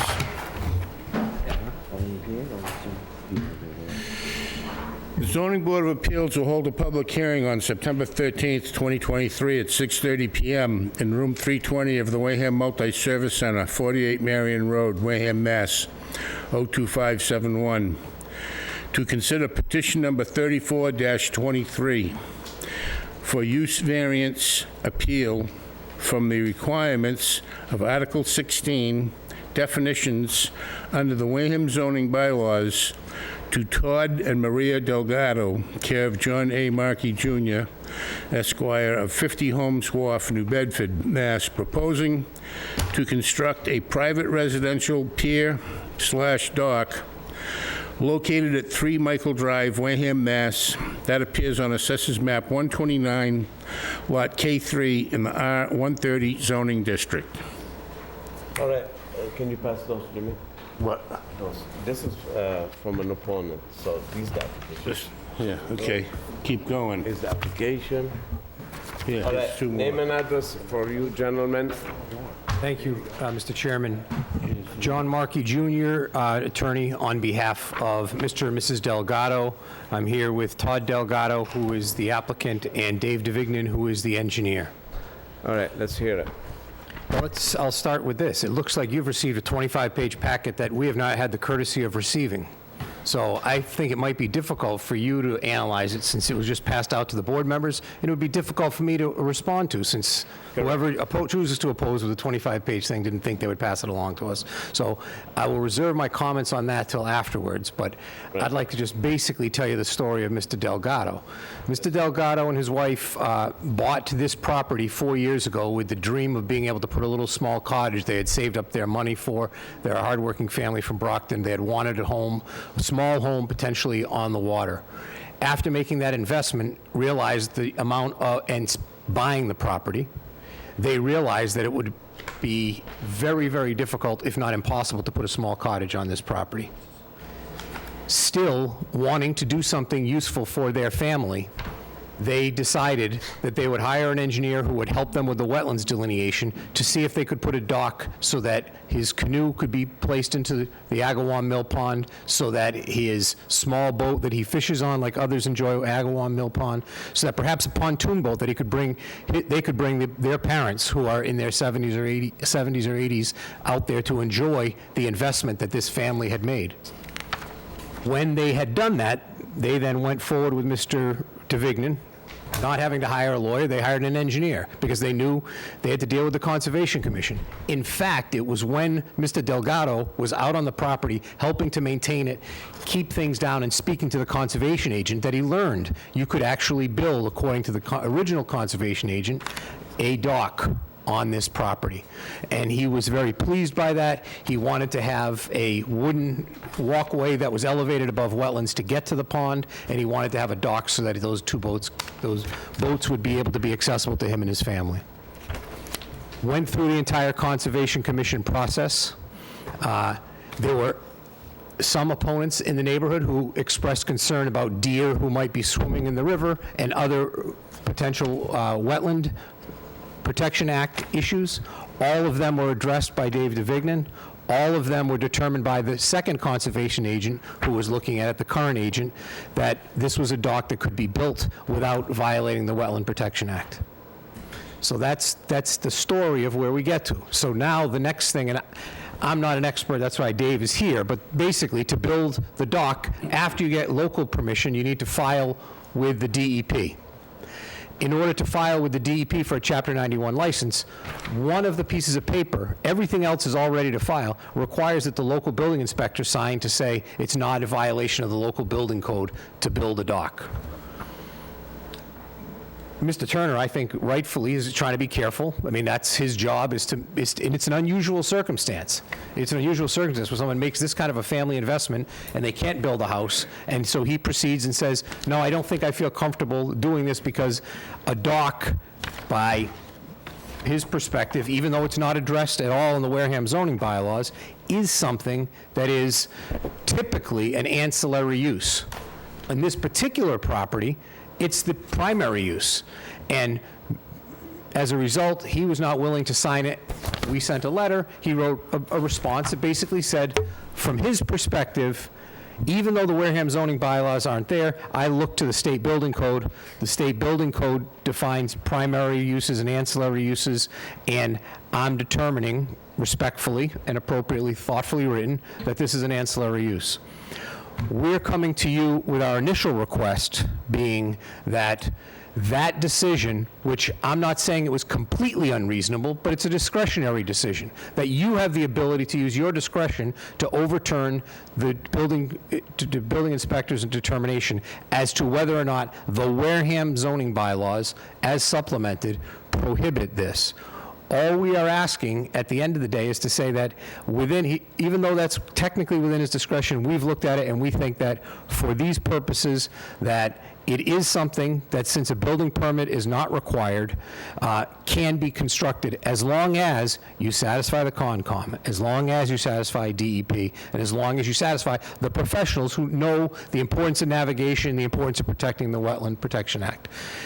We've got a family who is jammed into this difficult spot, and we're looking for the relief, and we think the cleanest way is to have this board look at that decision and say, it wasn't completely unreasonable, but we think that the better decision and the decision under the Wareham zoning bylaws is to go in the other direction, and that would be our initial ask. As a fallback position, just so that the board is aware of it, I have also requested a variance. So to the extent that the board says that, well, we don't want to look at this and dive deep into the law on ancillary uses, the question is, do we meet the requirements of the variance? And as I mentioned, this is a unique lot in that, along that area of the pond, it is one in which the construction of a small cottage or a house is not feasible as a result of the wetlands. Consequently, this is a use that is beneficial to this family. To have them have bought this property and not be able to utilize it in any capacity would be a hardship. I'd prefer the first path. I'm happy to answer more questions on the second path. And Dave DeVignan is here to speak on all the technical aspects of it. And I'm happy to answer any questions that you have. And I look forward to hearing whatever somebody else chose to pass in today. Thank you, Councilor. Let me ask you a question. If the board is to grant this, would you require a building permit to construct it to comply with this building code? Mr. Turner, I don't want to speak for Mr. Turner, who had conversations with Dave. You're saying you don't need a building permit for it? We didn't start that way. We started going to the building department saying, do we need a building permit? And we were told we didn't. So I'm not... Now, you told me it doesn't require a building permit, but it does to comply with building codes. Massachusetts building code, you would need a building permit to construct it. I will defer to Mr. Turner, who is the person we look to for guidance here. Each town, we try to work with the town professionals.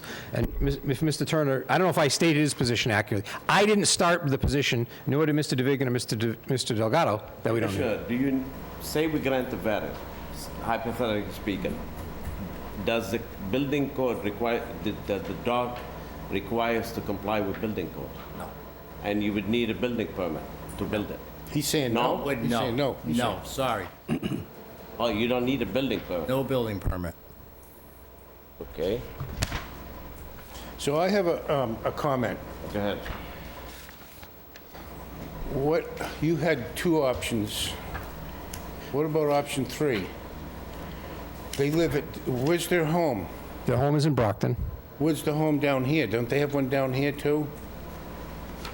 All you own is this lot. You don't own another house up the street? No. Oh, that's it. That's it. That's all you have is, I thought you had this piece of land and another house. He bought this hoping that he and his wife had saved up their money. They wanted a waterfront home to have a little boat on. And then after buying it, they learned that they couldn't do it. So all they got now is a lot where they can pay taxes. Correct. And they can't even park an RV there for more than 30 days. I know enough about Wareham to be dangerous. I'm not going to go into all the... Okay. All right, I thought that they had a home like... No. That just wasn't contiguous. It was on the same street. Okay. That answers that question. Where's the deed? I'm trying to find the deed in the packet. Regard, our bylaw It's is in there. an accessory structure remain required a main dwelling. It doesn't mean it provides you from getting a variance if the board feels it should grant you a variance. That's why we're gonna start asking them. Okay. Yeah. No, if you could point me to where there's something that says that you can't have an accessory structure, because I was looking for that in the bylaw. It's an open question. I thought Mr. Turner did the right thing to look to the state law on it, but I don't see something that's specific in Wareham that... Bylaws direct me to the state, I to those guess- definitions. So I think my letter written out is very, very clear. Right. So I don't see where the issue is you don't understand how I came to my determination. So it had nothing to do with a building permit, it was a zoning determination. That's what the certificate they sent to me to ask to be signed was for zoning, it wasn't for building. So Right. the permit was never brought up because it's not an issue. This is an Commissioner, accessory, If you don't mind. sure, I'm sorry. Just to keep the... Sure. Accessory, Straight just to us. it's an accessory structure. It does not have a principal structure on the site, by definition. That's my determination. Counselor. No, what I don't see in the letter is something that says anywhere in Wareham that accessory structures are not permitted unless there's a primary structure. I understand the logic of the position that say something is accessory requires something primary, but I don't see something that is in your letter or there that says that, first of all, I don't see something that says accessory is only permitted if there's a primary, in either the state law in your letter or in the Wareham bylaw. The second point that I would make is, without a definition of primary, if all you can do is have a dock, that's the primary structure on that lot. There is no house. There is no ability to build a house. He's just trying to make the best of a difficult situation. If there is some empathy to their situation, we're open to one or two. I'm not looking to challenge the building inspector, but I think his letter is thoughtful and well-written, but it doesn't have a clear sight to a place that says a lot cannot have an accessory structure unless there's a primary structure there. Let me ask you a question. Just a question. When the gentleman Mr. Delgado bought the house, the lot in 2020, right? Yes. And did you get a letter that's a buildable lot from the owner? It's anything, you just bought it based on what? They just bought it. Hi, my name's Tal Delgado, 25 Hoover Ave in Brockton, Massachusetts. When I bought the property was on the market for like 150. I was looking for property all over Wareham waterfront, because I enjoy the waterfront, fishing and stuff like that. And my realtor at the time said the guy had dropped the price. I guess he needed money real quick. And I made a rash decision. I didn't do my due diligence. He showed me a piece of paper that the building departments had plans that said that he got an okay to build a house, but because of the wetlands, that plan was mute. I didn't know that at the time. I made a rash decision, I bought the property, and after doing my research, after I bought the property, I found out that I couldn't build a house. I couldn't cut trees down, I couldn't cut vegetation, brush, or anything. That's when I started getting involved with Dave Bouchette. And then he came, because I was asking about doing landscaping or cutting trees, cleaning the property. The property was a mess. There was a lot of junk and garbage that I guess people used to just put in there. And he instructed me that I could build a dock. And that's when I pursued it. And I called Dave and had him look at it. And He's been working on the project for me for like 4 years now. And we're at this point that the Department of DEP gave me okay to build a fence and build a raised platform up until the waterfront. Cut down some particular trees that he deemed unsafe there. And now the only part I'm waiting for is to extend that walkway out to the pond so that I could do some fishing and spend some time with my family. I wanted a solid dock because my parents and my wife's parents, they're elderly, and they had suggested a floating dock, and they wouldn't be able to walk on a floating dock. So Yeah, well, that explains it why you paid not too much money for that lot. I mean, apparently the guy scammed you, or the lady, whoever sold you that property, Brian Reed scammed you. But Or you didn't do your homework. to be fair, Mr. Chairman, if he bought this for 5 or 10 grand, I would agree with you. $35,000 is not nothing. I recognize it was, originally they were asking 100, and he thinks he's getting a great deal. But it's not as if he was somehow in cahoots and just getting it for virtually nothing. I understand, but this lot in 2020 worth 200 grand. I live in town and I know, but that's besides the point. Don't matter if you pay the dollar, but I'm just saying that's why. Right. That explains it why the guy sold the 10 trees. Right. Besides the point, whatever conservation do is not related to us. So they could grant you to build a tower there. It doesn't mean in the eyes of zoning it's buildable. Stated your case. I still stand by my decision that you need a main dwelling. Again, variance is not unreachable, but we'll see what the board says. Troy? I tend to agree with you with the main dwelling needs to be there. All right, Veronica? I do as well. I'm looking at the plans here with the dock, and I guess this must have been the paperwork that they gave you when you purchased it, I imagine, because these are all dated 2011, and it shows the dock and, various other things. Actually, this one's 1976, it says. No, there are exhibits that we provided a packet.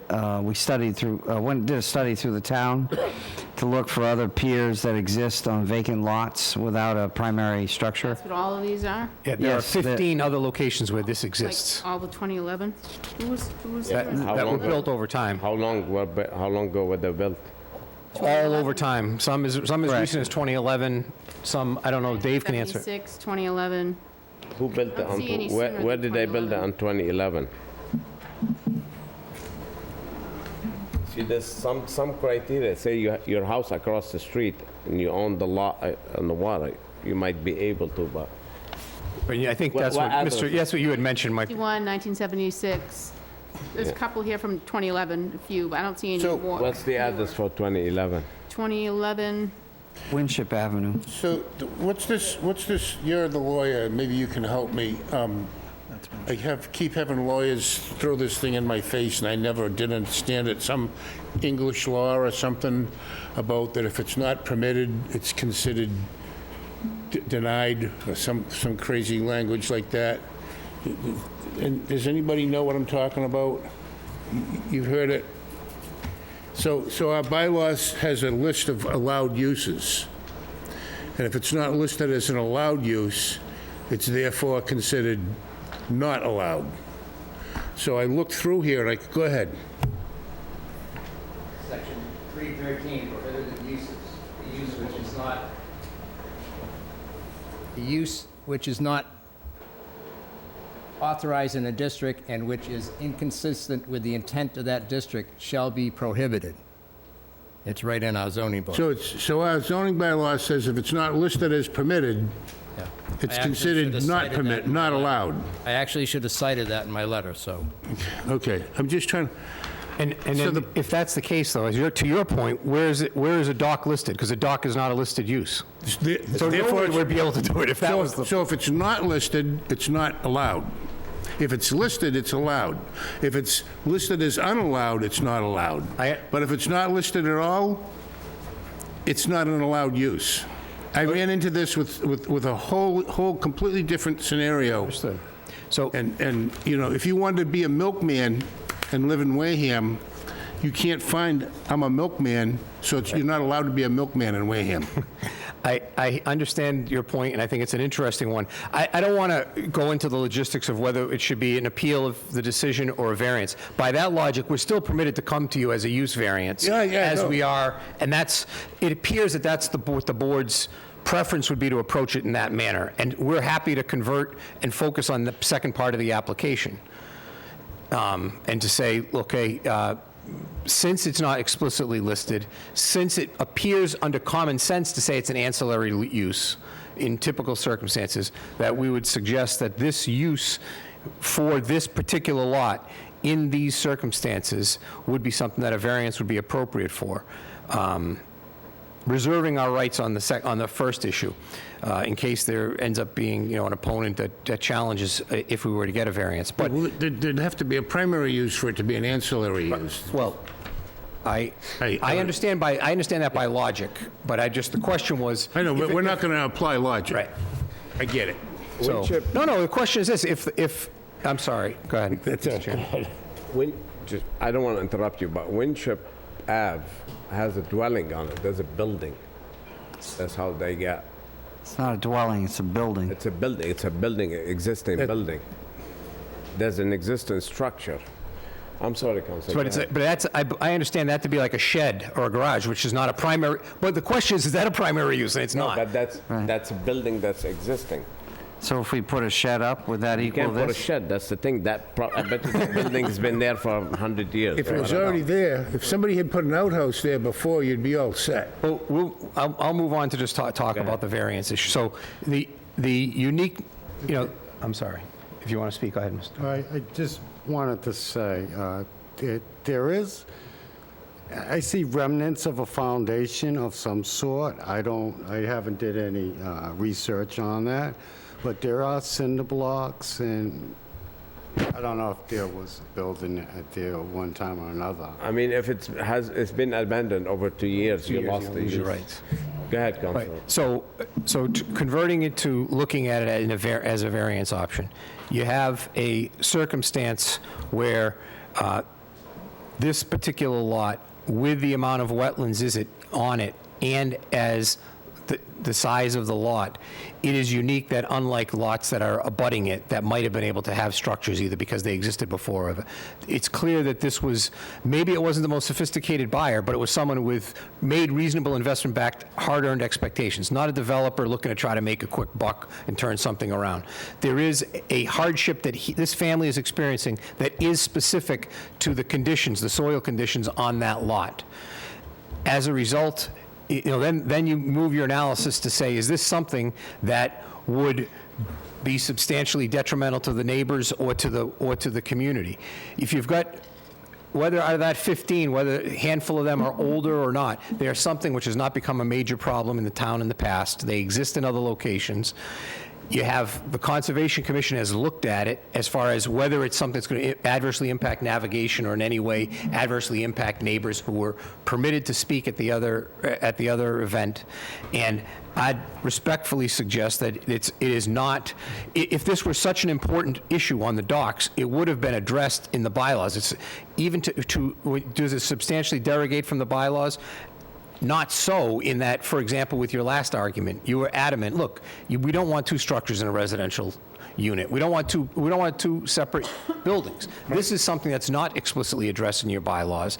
It's tangentially addressed, I acknowledge, through the state laws, and it's not something that's been a problem. So I think that there is uniqueness in this lot. There's a hardship for this family. It's not substantially detrimental to the neighborhood, and it's not detrimental to the bylaws. And that would be the pitch that I would make for a family that is hoping. I totally understand, but I do believe it's detrimental to the town in the whole, because do you know how many lots we have in Wareham like this? If you go to our neighboring town, for instance, in Bourne, if you live right in the ocean, you can't build a dock anymore. They won't allow you to build a dock, period, in the whole town of Bourne. So, and Wareham is full of these lots. And Fresh and salt. starting putting these docks, it would be detriment to I'm not a conservationist. Everybody knows I'm not crazy about conservation, but I believe building a lot of docks will be detriment to oyster beds, will be detriment to, and especially in Wareham. Before you know it, it'll be 1,000 application. I myself got a couple of lots right there. I'd love to do this, but I know it doesn't work. So what happens, I'd hate to get stuck for 35 grand, and that's what happened here. And, you know, if it was a buildable lot, it would be 235,000, and you'd still think you had a good deal. But what happens if you go to the abutting property and sell it to them for $1, and in return, you take a 99-year use, and you put in the dock, and you come down there and you use the land for the next 99 years, because now you're putting the dock in as an accessory use, because you're gonna take this deed and put it in the neighbor's name, and you're gonna combine it and make it one lot. I think that's, I mean, I'm just to start with, that's a very creative thing. I imagine if there are two neighbors here who are against it, they may not be the ones that would, that you might not be able to approach them. I think that's a very creative, thoughtful way to do it. And had Mr. Delgado grown up and been a kid. Excuse me, ma'am. It's a medical situation. I'm sorry. Had Mr. Delgado grown up and been longtime friends with the neighbors, that might have been the first approach. Obviously, this investment was originally made to try to build a small cottage, and then this situation has evolved. I'm not saying that nobody wouldn't be open to certain situations in the future. And I just met Mr. Delgado after the Concom when we went here, so I wasn't a part of any of these transactions. I don't know if there's a claim against the person who sold to, but at the end of the day, we're here in good faith, feeling that the standards for a variance are met in this circumstance. And in regard to it being detrimental, as you might know, in looking at the Bourne situation or others, sometimes it's the town and sometimes it's the DEP is saying, first dock might be good, but we're not going to have 5 docks in a row next to each other, because then it does start to affect navigation, then it does start to affect these things. And since this is a person who's coming here in good faith, it may not be something where there are 5 other ones that should be approved or could be approved. But based on the conditions that were there, the Concom determined that it was appropriate. I don't know if you want to know if that topic came up, Dave, about how many other docks were nearby or on Agawam Mill Pond. It did not, because the design meets the Wetlands Protection Act. In fact, he could build what's highlighted in pink to the water's edge right now, because it doesn't require a building permit. We're here simply for the yellow piece. The pink is a boardwalk? Yes. And the rest, we're simply here for 40 feet of dock into the waterway. And he's sort of stuck on a catch-22 with the waterway. Great ponds, 10 acres or larger, require Chapter 91 waterways license. There's a list that's produced by the DEP, and this pond's not on it.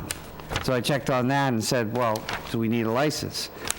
And the reviewer from the DEP Lakeville section said, well, that's a dammed river. You know, the highway dams up, so it's still considered a river. You still need a license. There's a dam where it goes underneath 28 there over by the Oaks. So it's really not a flowing river. It's not, but it's a dammed river. And he said we technically still need a Chapter 91 license. And the only thing prohibiting us from obtaining the license is a sign-off from the building inspector saying that it does not violate any of your zoning bylaws. All right, So, let me continue. Go ahead. I got a question. If they got a dock there, so they got a canoe, how are they going to get to this property on a, are they going to come on a bicycle? Or are you going to come on in an RV, a car? There's parking along the edge of the pavement and the first 10 feet into the property. On the edge of the street? Yes. In the You can upland? pull off the shoulder of the road into the property and park along the side. It's 100, it's not, how deep is that? What's the deepest point there? I'm looking at this. It's not very, there's not much upland here, is there? Majority of the lot, when Mr. Delgado came to our office several years ago, we informed him he needs to contact a botanist to have it flagged, and he did. He hired somebody we recommended, and you are correct, about 90% of the lot is deemed wetlands under the Wetlands Protection Act.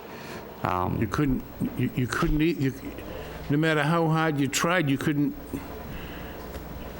there's no town storage there, so you couldn't even, I mean, could you park an RV, a recreational vehicle, on the lot without without having tires on the street? Possibly, yes. Possibly. There's an upland space in the southwest corner of the lot. Yeah, I'm sorry that Mr. Delgado got snookered, and, you know, I know during my lifetime, a lot of people bought wetlands in Florida that were never buildable too, sight unseen, but I don't know. Have we heard from the public yet? No, not yet. Hold on. I think we ought to Richard, do that before. let me go through this. Yeah. Richard. So, I think back when I was getting ready to build a house 25 years ago, I believe I looked at that piece of property and came up with that conclusion by talking through the town that it wasn't buildable. So, I know that that's been going on a long time over there.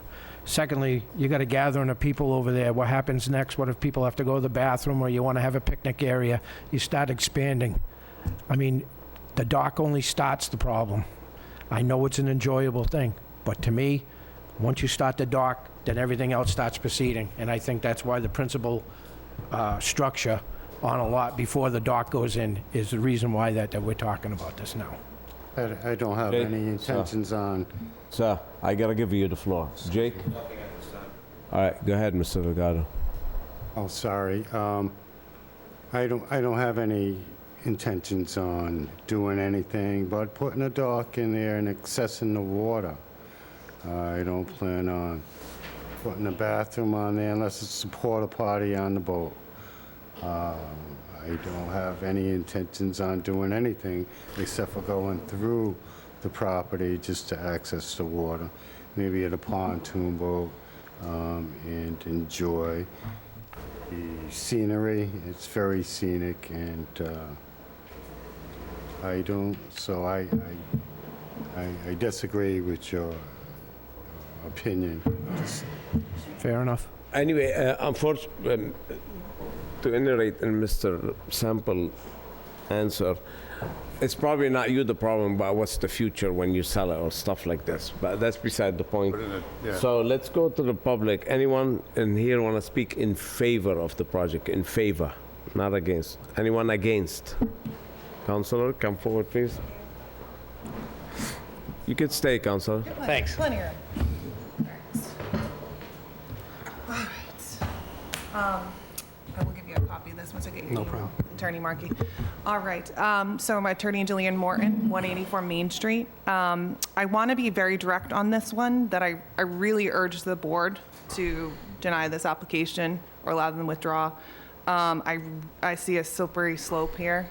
And in your packets, I did the research on the 15 properties extensively. 11 out of the 15 either own the land. I mean, we're talking Winship Ave, Northport Street.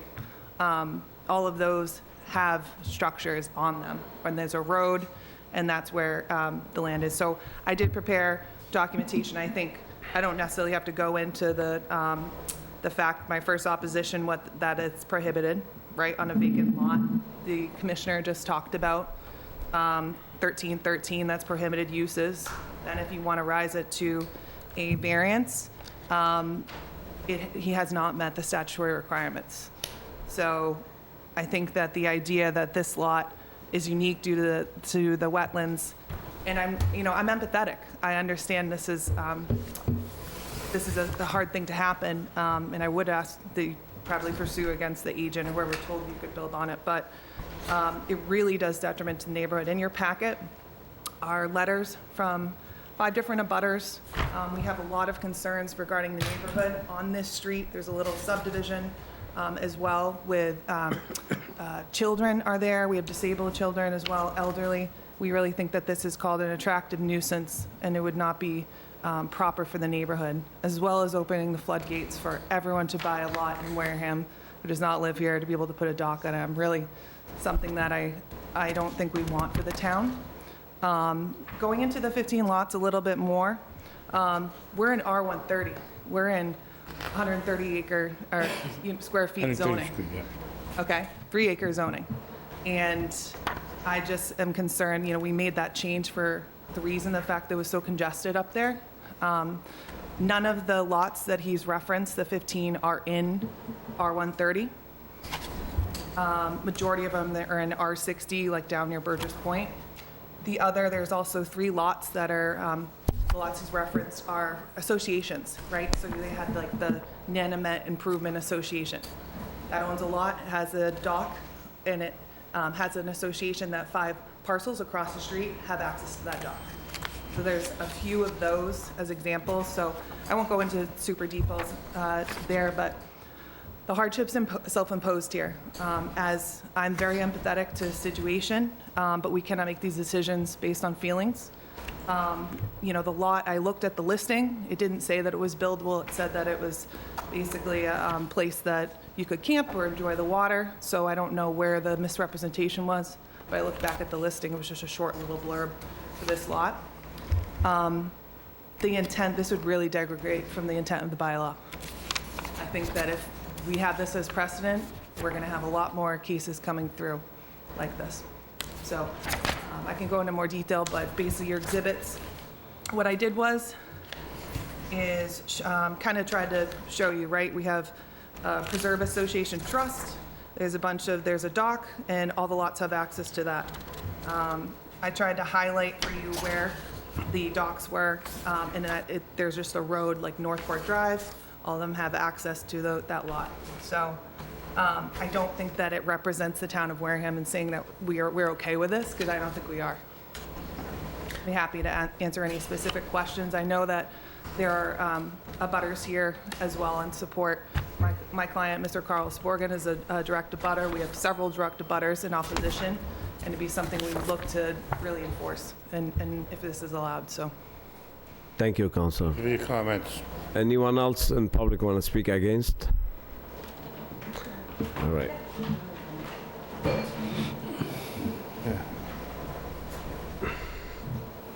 Carl Saborin, 4 Diane Drive.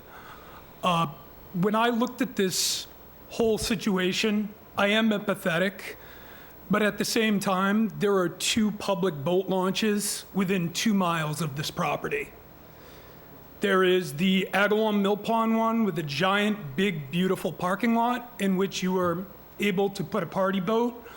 You can put a pontoon boat.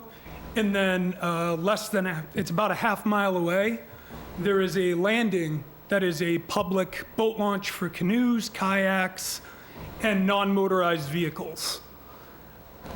Although I am empathetic, at the same time, like Attorney Morton said, we can't allow emotion to dictate how this town moves going forward. This is a situation where if we allow one, we're going to allow all of them.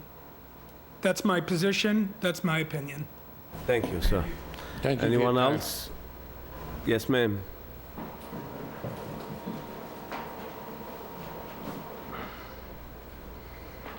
My name is Tracy Williams. And Tracy, say it again. They didn't I'm catch so the mic. sorry. My name is Tracy Williams. I live at 138 Glen Charlie Road, which is on the corner of Michael Drive, which goes down to Mr. Delgado's property, by there. Yeah. I am the one who has the noisy special needs Yeah, I'm child, sorry which for I calling you out. apologize. I'm very sorry. No, sir, no, I apologize.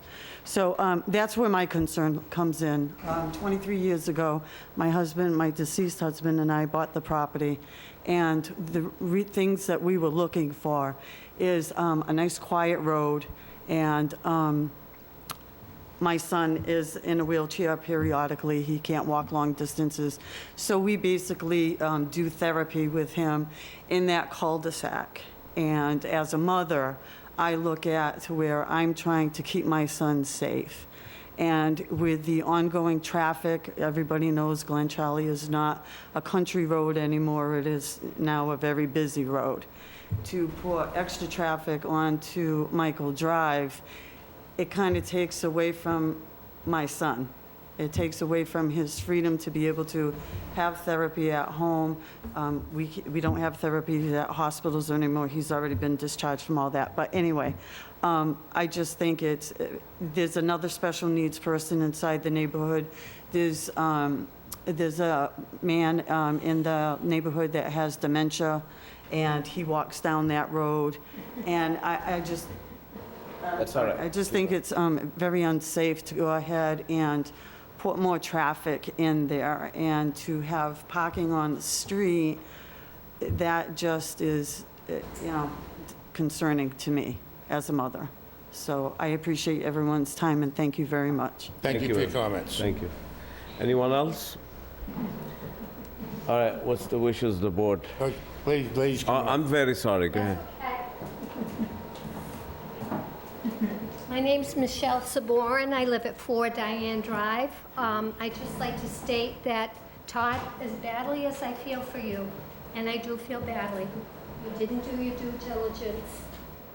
And ma'am, you're addressing the board, Okay. you're not talking to him. just looking at the lot, it's below pond level. It's obviously not buildable. The two previous people from the neighborhood pretty much said everything that I would have said. I just wanted to step up and say that I was in opposition, and I am very sorry for Todd, but I am in opposition. Thank you for your comments. Thank you, ma'am. Anyone else? I hear none, so what's the wishes of the board? What do you think? Troy? Veronica? Right. Can I make a comment? Sorry. Yeah, just a minute. I don't see it. Jimmy? I see no reason to continue. I'm ready to make a vote. Rich? No, I'm all set. Jake? Yes. I think in light of the comments that were made, in light of the additional information that was provided, I would ask for a continuance for us to consider whether we might withdraw or whether we have anything to supplement. I can see the general sense of where the board is going, but I want to protect my client's rights, and I think that's the prudent thing to do, and give me a chance to talk to Attorney Morton and see whether some of the creative ideas that you talked about, a neighbor might be in favor of. And just to the concerns... All 15 of them. Just to state it clearly as well, there were gates as designed so that it wouldn't be a danger to everybody. Mr. Delgado was thinking of the neighbors as well, but I'd like to have time to explore that as an option. And so I'd request a continuance. That's fair enough. When do you like to come back? 27? What, you want 2 weeks or do you want? 2 weeks. I'm just asking if they think 2 weeks is enough time to have conversations with everybody. You can ask. 4? 12 months. Well, let's go 4 weeks, just to be safe, to make sure we have time, because it sounds like there might be several people that we have to We've already engage. stacked the 27th pretty good. How about for October 25th? October 25th sounds good. I just didn't want to miss Halloween, so Okay. 25th is good. That's my birthday. Bring a cake. Okay, can we get a motion continue till October 25th? So moved. Do I have a second on a motion to second by Jake? All in favor say aye. Troy? Aye. Veronica? Aye. Jim? Aye. Jake? Rich? Aye. And myself, Nazir, aye. So we'll see you on the 25th. Thank you very much for your time. I appreciate No it. problem.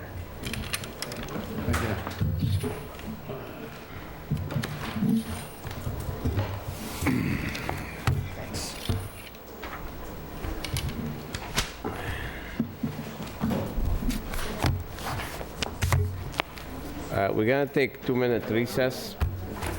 Go ahead. Just 2-minute recess, please. Take 3. We're generous. After that, we're moving without you.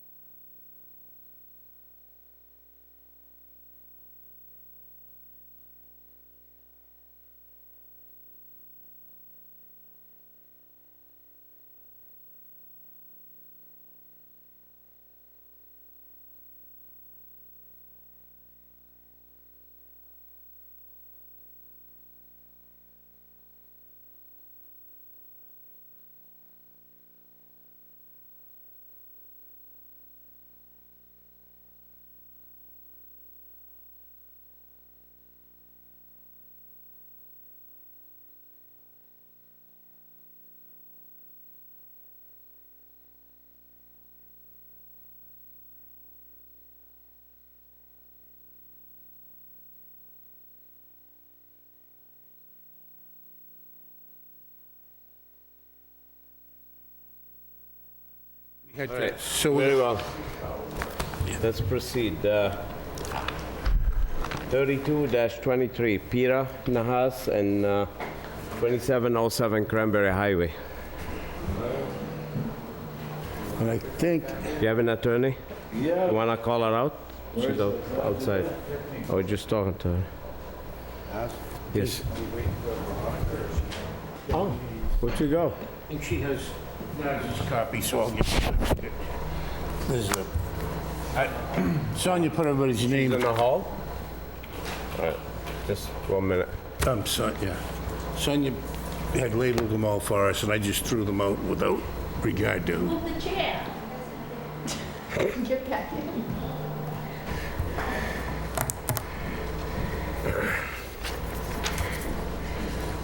Does that say Alcoasi on what I gave you? Is, Huh? Yeah. All right, Counselor, you're up. That way,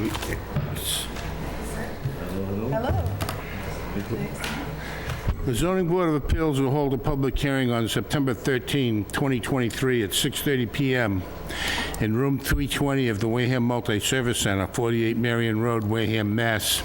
02571.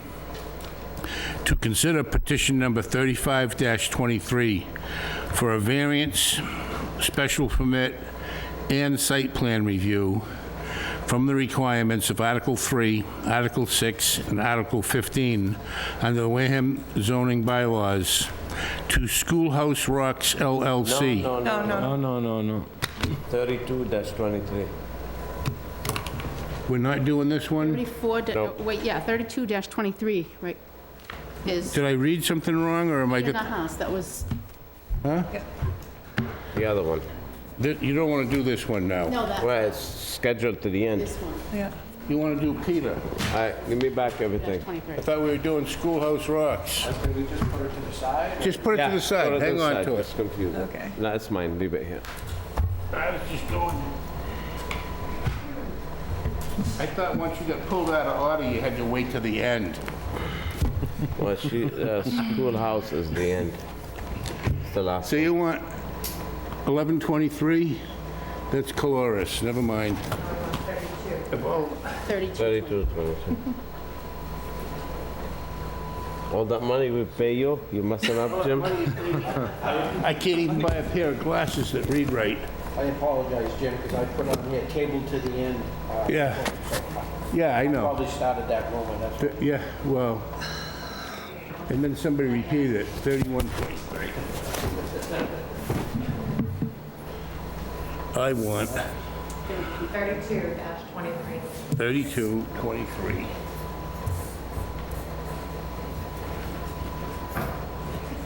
Sonia, you did that on purpose? No, I have them in order, so.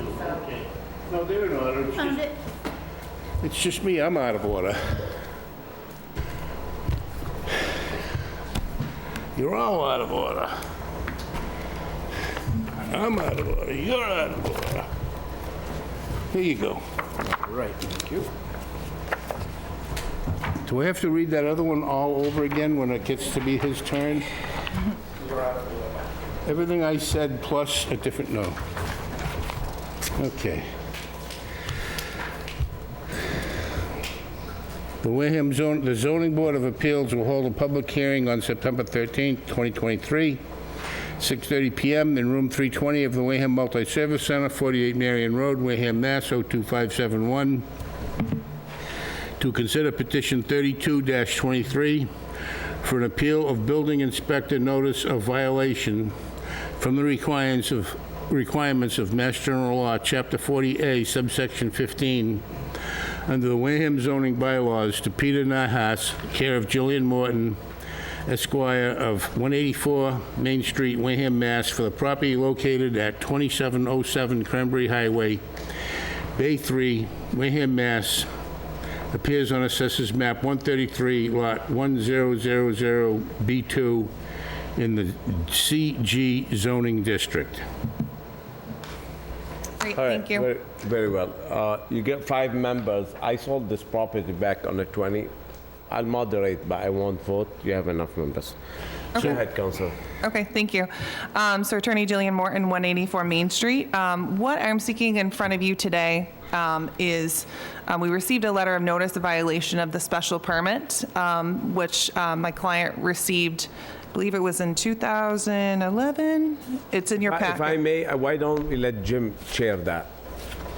What's that? What do you want to share? I want you to chair that case because, like I said, I sold that property. Okay, well, keep talking. Yep, so Exhibit B in your package has that notice of violation where the building commissioner references that the site plan approval had 26 conditions and that condition 21 was in violation. No outside storage of materials and equipment shall be allowed. So he said he looked at the site and that there was some materials outside. Now this is where GP East is, over, if you can picture where Perry's is, right over there. So This is the guy that does the steel buildings with the wings on his sign. You got it. Okay. Do you want to introduce yourself?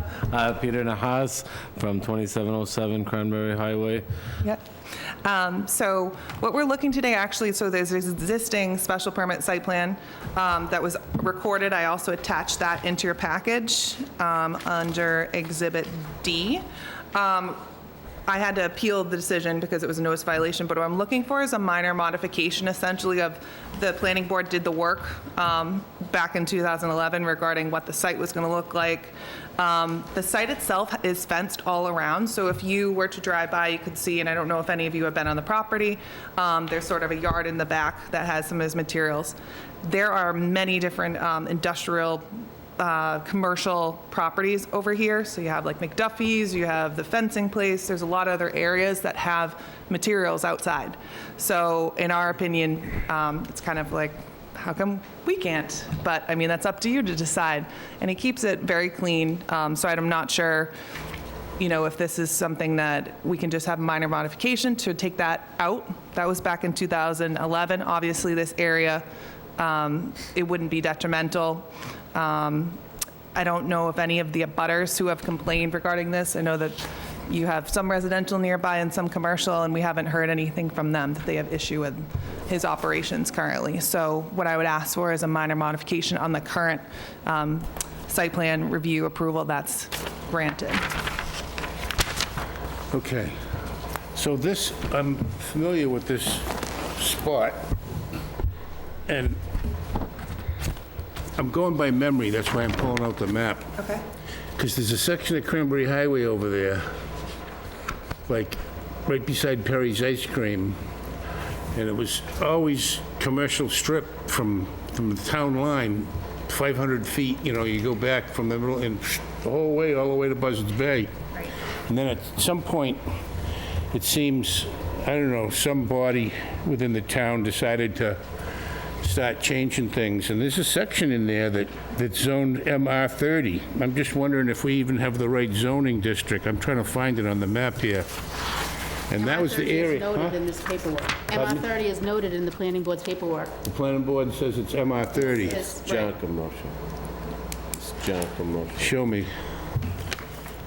Look at it. I think you're gonna, I'm just, I don't mean to further muddy the waters. I don't know. And it could be your side is, No, so yeah, so not to interrupt you, but if you guys look in the planning board paperwork, that's on my Exhibit E. yeah, the planning board makes mistakes too. Yeah, there's some, so if you look under the board finds to follow, it talks about that it's in general commercial. So I think it could just be a clerical It error. could be, But but, the commissioner said CG, and that's correct, so. If I may, yeah, go ahead. That's why you, It's that one. that pink one. Yeah, it's general commercial.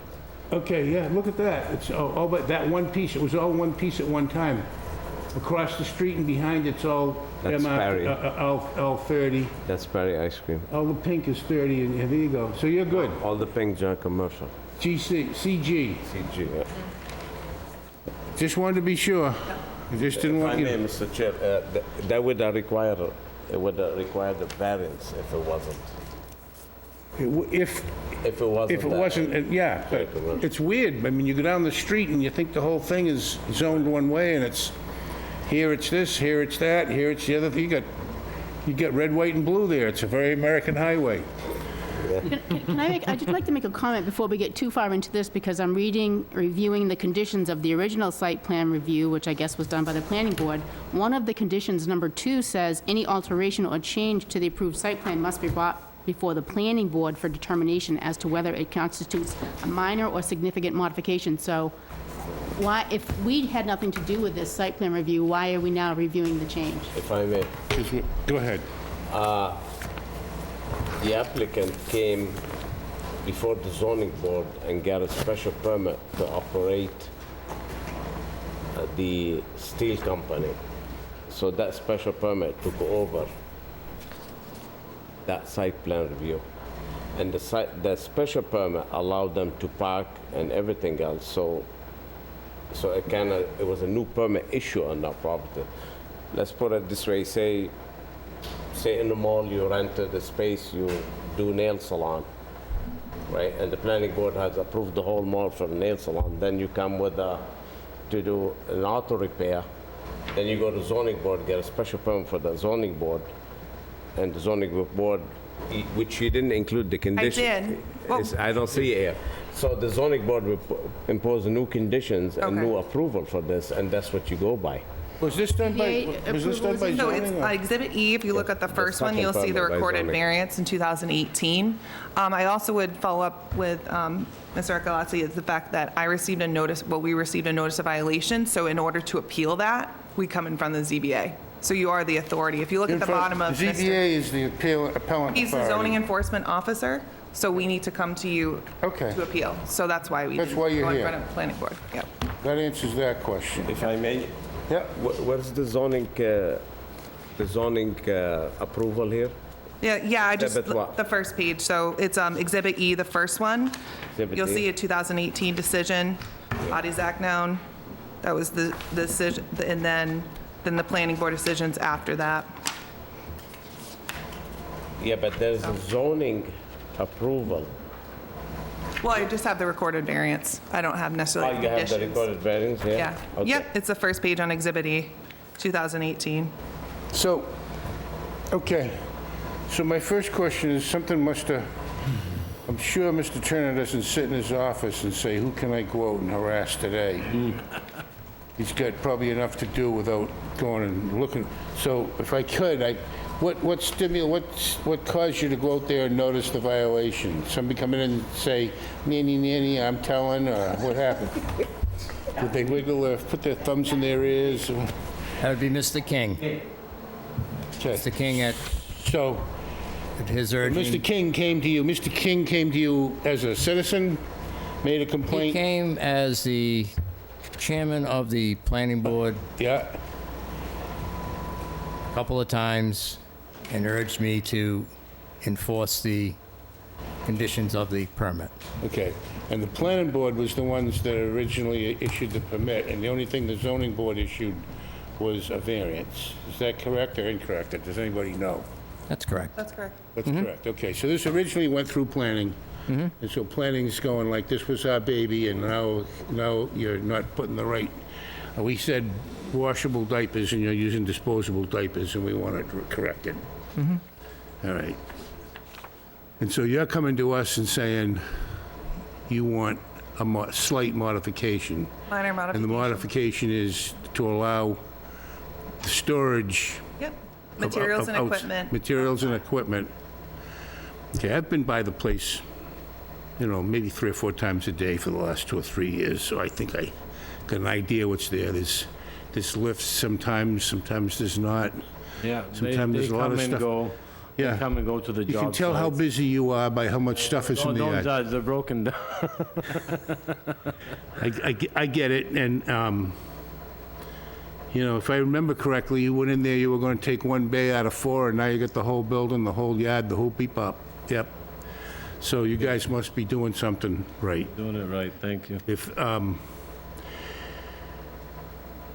If you're storing stuff outdoors, is there any way you could do anything to screen it so it's not seen so much? If we're gonna grant relief, could we soften it a little bit? The planning board wanted to try to, I would assume the planning board's thoughts were to try to keep the highway or that, looking less industrial and more, No, more, you know, I understand that. a little nicer. Yeah, with my respect, I understood when Mr. Turner came by, we were doing a cleanup in the back and we were shuffling some things around. So when he came by, we had a lot more in the front than we normally would.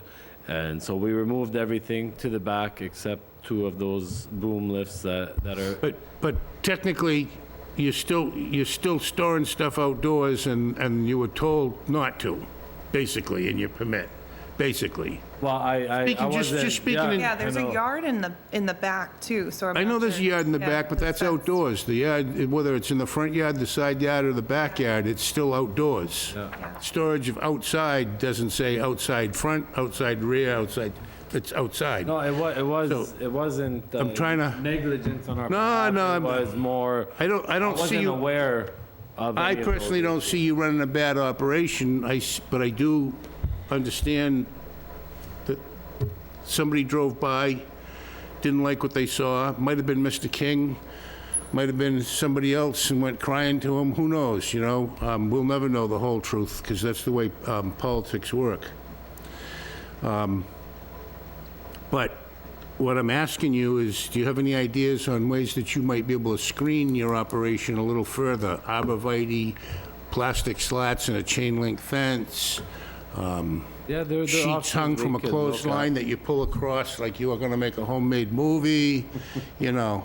The sheets hanging from a rope might not be, you know, Well, I think he something that indicated we'd that like, was but- transitional, right? So Yeah. it was not a long, how many days was that out there? Not a long period of time, as far as moving things around the back? No, it was a few weeks, 3-4 weeks, I Yeah. think we were And then the shifting some boom, stuff. I mean, the boom trucks, there's plenty of places in town that have those right out front. I right by get it, Cranberry I get Highway, it, so. but I'm not here in opposition to doing a little bit of site screening, am I, or am I? I mean, on the main concern, I think the only visible side to my storage of the backyard is from the church parking lot, the adjacent parking lot. Yeah, I noticed they just clear cut their lot. They've cut, you know, if you can't mow it with a lawnmower, it's gone. Exactly, so they took down Right to a the lot of property line. trees, No right to the 20-foot property buffer, line. nothing.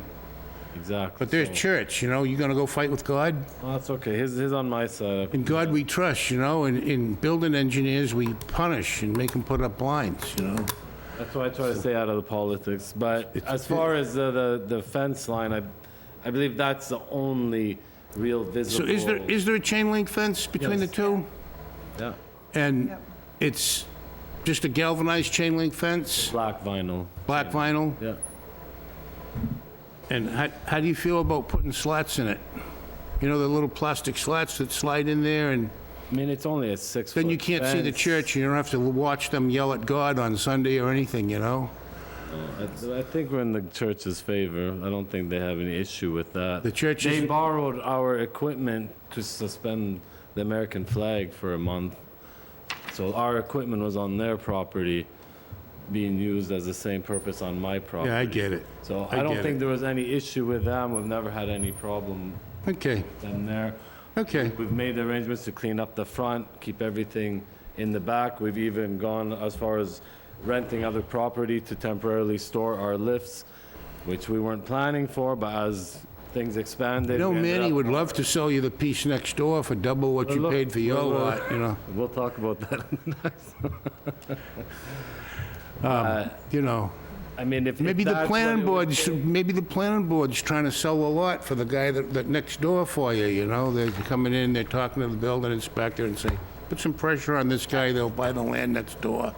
It was You thought know, about. could be, I mean, things happen like that in small towns. But, that's- Troy, got any comments? I don't. Veronica?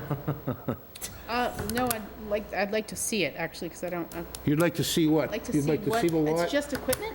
Is it this, the steel company, It's- right? it- They have some raw material of They build steel steel on buildings. racks outside and It's across from, it's in the Perry's. neighborhood near Perry's. They do sturdy erections. I'm assuming. Yeah, we have a everything. locked gate, Securities. completely, Security. everything's secure inside. We have camera systems. Yep, yep. Jake? I have no issue. Comments? Richard? Just curious, I don't know. the big cross with the eagle on it, was that all a part of the beginning? Oh, yeah. Is that considered a sign? That's his logo. That's our, what do they call it? That's his logo. Logo. Logo of the company. That is the sign now. Thank you. They're, you know, angel worshipers. I'm working right behind him. I listen to him. I hear the stuff banging, the yelling, or whatever is going on back there. I'm listening. I listen to him every day. Any Oh, no, I'm comments? sorry Liz? about that. I'm no. No, anybody in the room that wants to comment? Maybe, yeah, go ahead, sir, come on up.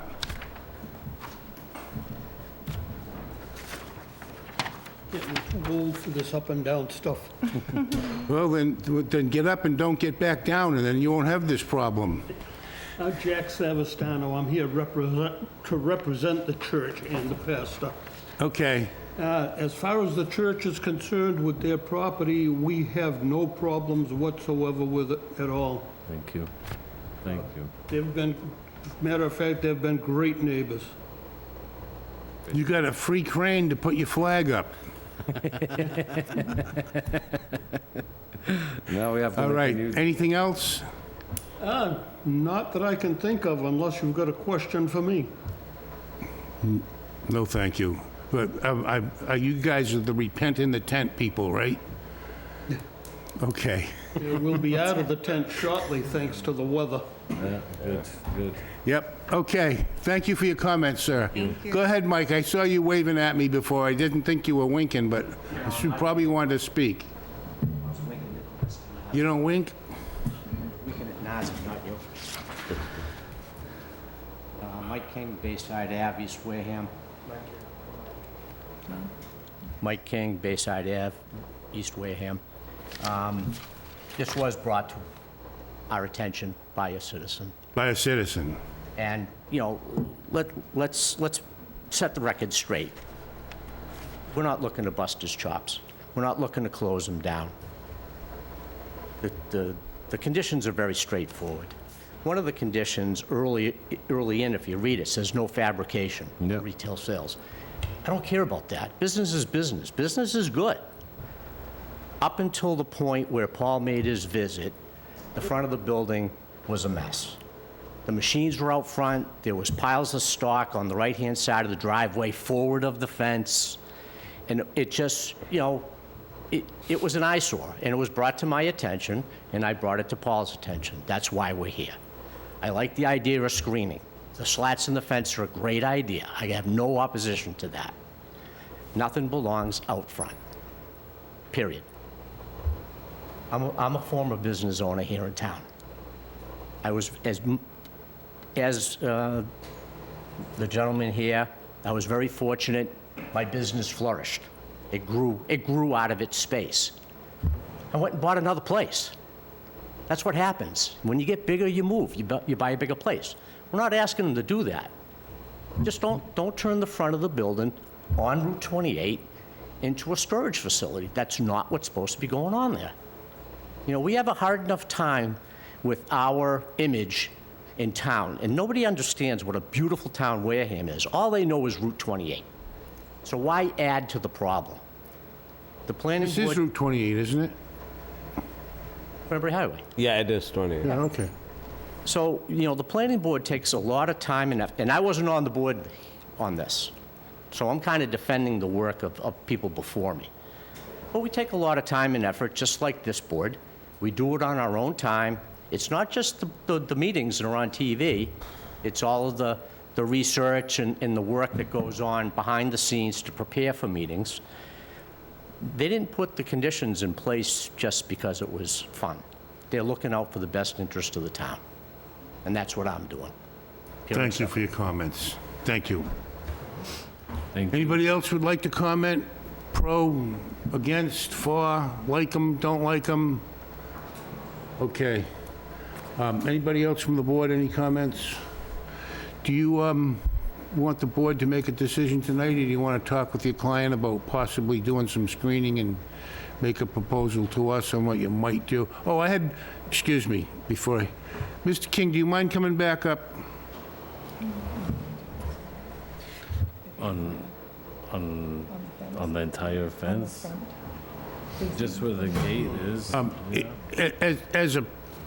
As a member of the planning board, do you feel as though, since there was a notice of violation, the conditions have improved? Absolutely. Do you think they've improved significantly? They've improved almost to the point where he complies, yes. Almost to the point. That's all I wanted to know. Thank you. So, Yeah, I think he's, would be okay with screening that front part, basically that's facing Route 28, and have him do the whole fence. I mean, that seems overly burdened. I have no idea what that stuff costs and what it's worth. Yeah, and the fact that no one's The fence between him and the church, it seems like the church like looking at his stuff. I Right. find it interesting. Yeah. Still won't make me go to church there, but, Yeah, but I think, like, if it's concerned about Route 28, yeah, you but know, as see far as that people gate driving part. by, sometimes people, if they kept their eyes on the road, they wouldn't see all that stuff, but, there are passengers that have to look out the window too. So, do you want to make a proposal to us right now on what you guys might do to comply, or do you want to talk about it and continue and come back to the next No, that's meeting? what I was just saying. So on Route 28, basically where the gate is, we would do the fencing, that Mr. King was, the slats. Oh, you do the... We would do that on the front, but to do the... Facing the high... Facing highway. To do it the whole So way, is Chain frankly, link right across the front? No, on Where there's either a- side of the buildings, there's maybe a 30-foot section, and then they run down away from... So when I look in from the street, I'm still going to see anything that's in the front yard. There's parking spaces in front. The building was built, if I remember correctly, for the front of the building to be offices and the back of the building to be like a bay behind it. And that's what it From the is, front, yeah. it would look like an office building. From the back, it would Exactly. look like a contractor's yard. Exactly. Yeah. All right, so the front of the building will look like an office building? That's what it will be. We took everything else out of there. And you're going to do a little screening 30 feet on either side of the building, on the corners, and... Exactly. And you're going to do, and you feel as though you've been properly spanked and you'll be a good boy. In so many words, yeah. okay. Our planning So board chairman just left. we I don't know are, what happened. so we're going to seek, I guess, the minor modification to take that language out that says no outside storage or equipment. I guess you could just say for the front. Okay. And then he would do front screening on the front section, but not the sides. So if you're Okay. okay with that, we would ask for that Can minor somebody put that in modification. the form of a, Make a motion to approve to approve with what? screening in the front. Want to close it first? Do we have to make a motion to decide if it's major or minor, or can we just go and say it's minor? Don't we have to make a motion for major or yeah. minor? So, I'm ready to entertain any motions if everybody's done talking. I'll make a motion to close. I'll Hey, wait a second. sec. Been moved and seconded to close the public portion of this meeting.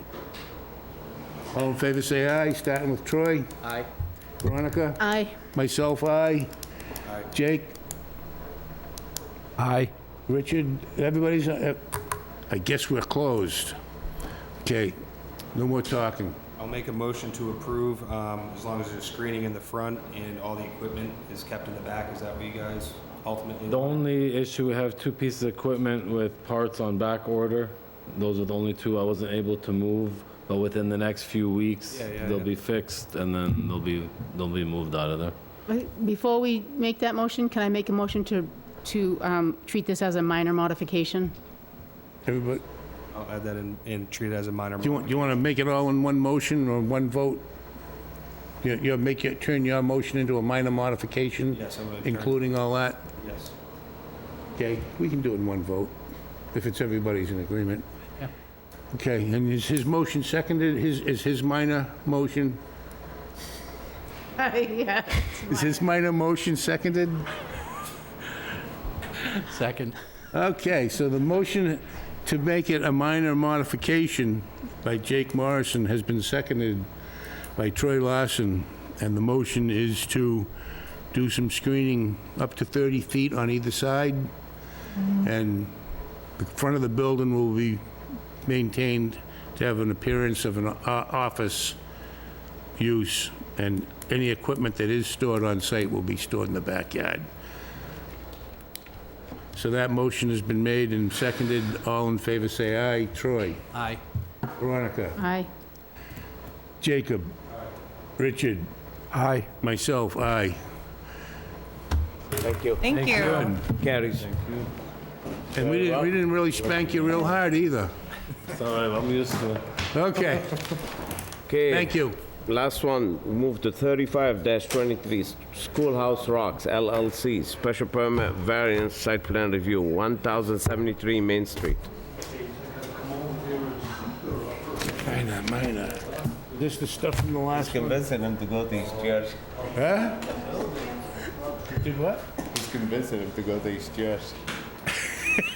Come to my church? I'm only kidding. Come give money.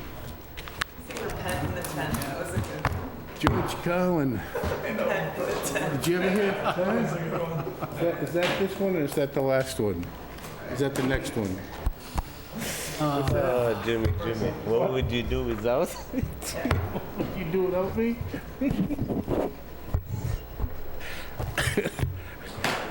Simple Morrison, what is this? Is this, I don't know, it's a collection. I know, but is it the one that's coming up? Simple and Morrison. That's right. It has, Main Street, I think these you want to keep, but this one I want. not that it didn't get out of hand. Not that it didn't get out of hand, you know.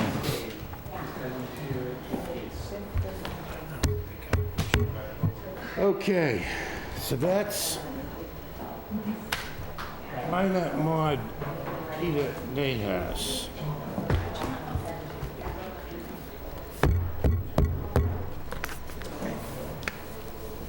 He leaves smiling, even when we say no. Oh, look at this. Now, you know my speech, right? If everybody else gets out with a yes, the last one up has to be a no. I know your speech, yes, I do know. Okay. So, you want to, So, do we have to read this in again? Where's your attorney? she is online. I believe she had emailed for a continuance, so I actually wasn't going to speak, but whatever the board decides, I know. Open and continue. You want to open it and continue? or- Sure, yeah, Yeah. please. So, We have to open it. we have to open it to continue it. All right, Jimmy, read it for the record. This is everything I said before, except the last two sentences. The Zoning Board of Appeals will hold a public hearing on September 13th, 2023 at 6:30 PM in room 320 of the Wareham Multi-Service Center, 48 Marion Road, Wareham, Mass.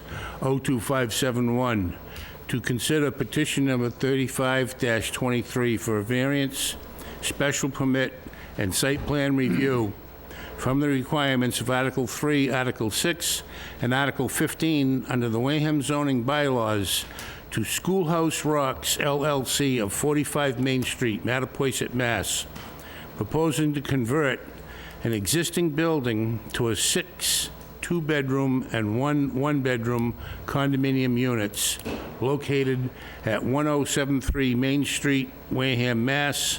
That appears on Assessors Map 100, Lot 1017, in the MR30 zoning district. All right, Counselor, for the record, want to state your name? Can you hear me okay? Is that Patricia McCardle? Patricia McCardle, yes. Volume? All right, name and address, Counselor? Patricia McCardle, 45 Main Street, Mattapoisett, Mass. Okay, what do you want to do, continue this matter? Yeah, yesterday I emailed a request for a continuance to your next scheduled meeting, although it sounds at this point that's pretty full. Okay. We have some neighbors here for this matter. Do you mind if we listen to their concerns before we continue it? No, that would be fine. All right, very well. So public hearing is open. You want to have a quick description? Or? Can sit there. You have to move, if you don't mind, to the back. All right, you heard the council. The public hearing is open. Somebody would like to speak in favor or against this matter? Or any comment? Just come forward.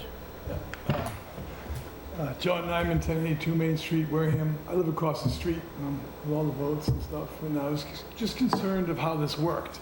and if there was a site plan and what was actually going to be there. And uneducational tonight, not too bad. You see how it works, right? Yeah, see how it works, even though I missed my class downstairs because it said 6:30 and 3 hours later. The important thing is that it works. Yes and no. It's nice to see how it works and how Yeah. it seemed fair. So I'd like to see more, but I'll have to come again, or I'll have to see it on TV, right? Right, apparently, they want to continue it, and the counselor next time she'll be here, and she'll explain it more. You will not get notified again, so next time, whatever we continue it to, you gotta, So do you send, is there any not way? again. Is there any? You've already got anything you're Is there any way getting. to look up online the plan and what it looks like, or to see it, just so I don't have to? Yeah, No you offense, go in the guys. zoning board of appeal, and you go on projects, and you see it. Okay, thank you. That's all. I just want to see what it looks like, because I'm glad it's going to be repurposed. Right, and if you stick around, the date will continue, you know when to come again over, if you wish. I'm going to come again, and I'm going to find out if it's going to be continued. And I stay It here will 3 be hours and continued, find out. but we gotta give the date to what date. We're going to continue it tonight, and we're going to give the date that it's continued to right now. So if you stay in the room, you'll know. Thank you. Okay, Thank you, John. Thank you. Anyone else? Ma'am? No? I'm in support of it, I'm a neighbor. Okay. All right, that being said, can we entertain a motion to continue? So moved. We have a motion to continue 35-23 Schoolhouse Rocks LLC for 1073 Main Street till, Councilor, the 27th is fine? The 27th is fine, and Mr. Chairman, as well, the gentleman that came up, I'd be more than happy to give him my telephone number if he wanted to hear more about the project in person. Okay, we'll have Ms. Debonese pass the number. Thank you. Thank you, Councilor. So we have until the 27th. Do we have a motion to continue that? I think, I'm sorry. second. Just asking, is the 27th going to be too full? Do we want to move it out one more meeting? Is 2 weeks enough time, Counselor? I mean, Yes, it is for us, 8:30 yes. now, and it sounds saying like yes. that week's going to be super full. Do you mind if we go to October 11? Actually, yeah, that would be fine. I just don't want to go all the way to October 25th, which is the other date I heard tonight, so. October I think the- 25th? No, she does not want to doesn't go. want to go there. Ah, okay. All right, so October 11 is continued till October 11. So can we get the motion to continue until the 11? So moved. We have a motion by Mr. Sample to continue 35-23 for...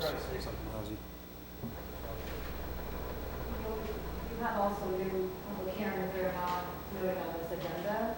I think there's like 3 new hearings, so whether you put it on the 27th or the 11th, you're going to be on the same. What you We're going to have a wish. busy night, is what you're telling us, She's saying we're busy regardless. no matter what. You want to shoot for the 25th, September? No? She doesn't want to go to the I'm just trying to lessen the load, that's all I'm trying to do. yeah. But she's saying we have a big load on the following. I know. Yep, so if You have, I think, a holiday that I actually wrote on your agenda. Sonia, if you're gonna talk, you gotta go to the mic. So anyway, we have busy agendas coming in, so all right, what you whatever it wish is what it is. So we're going out to, Day. So we go back to the 27th, September? Didn't want, September? we're going So to the September 10, 27th, we're going to what? October what? no, September 27th, is that what we said? Yeah, 27 is very busy, Richard said, but she's saying It doesn't matter. October is very busy too. Okay, so you're back to September, okay, sorry. I was listening while I was talking. All right, so let's get the motion 27, we'll see what happened then. Make a motion to continue till September 27th. Okay, can I get a second on that? Second. Second by Jim to continue. All in favor say aye. Mr. Lawson? Aye. Mr. Akabachi? Aye. Mr. Morrison? Mr. Sample? Aye. And myself, aye. So we continue to 35-23 for 1073 Main Street till September 27. Look at that, and it's only 9:30 and we did all this business. My God, we're good. Make a motion, are we dismissing now? All right, we have a motion to adjourn by Mr. Morrison. Do I have a second? Second. Second by Jim. All in favor say aye. Troy? Aye. Jim? Aye. Jake? Aye. Aye, Richard, aye, and aye. myself, aye. Adjourn. Thank you.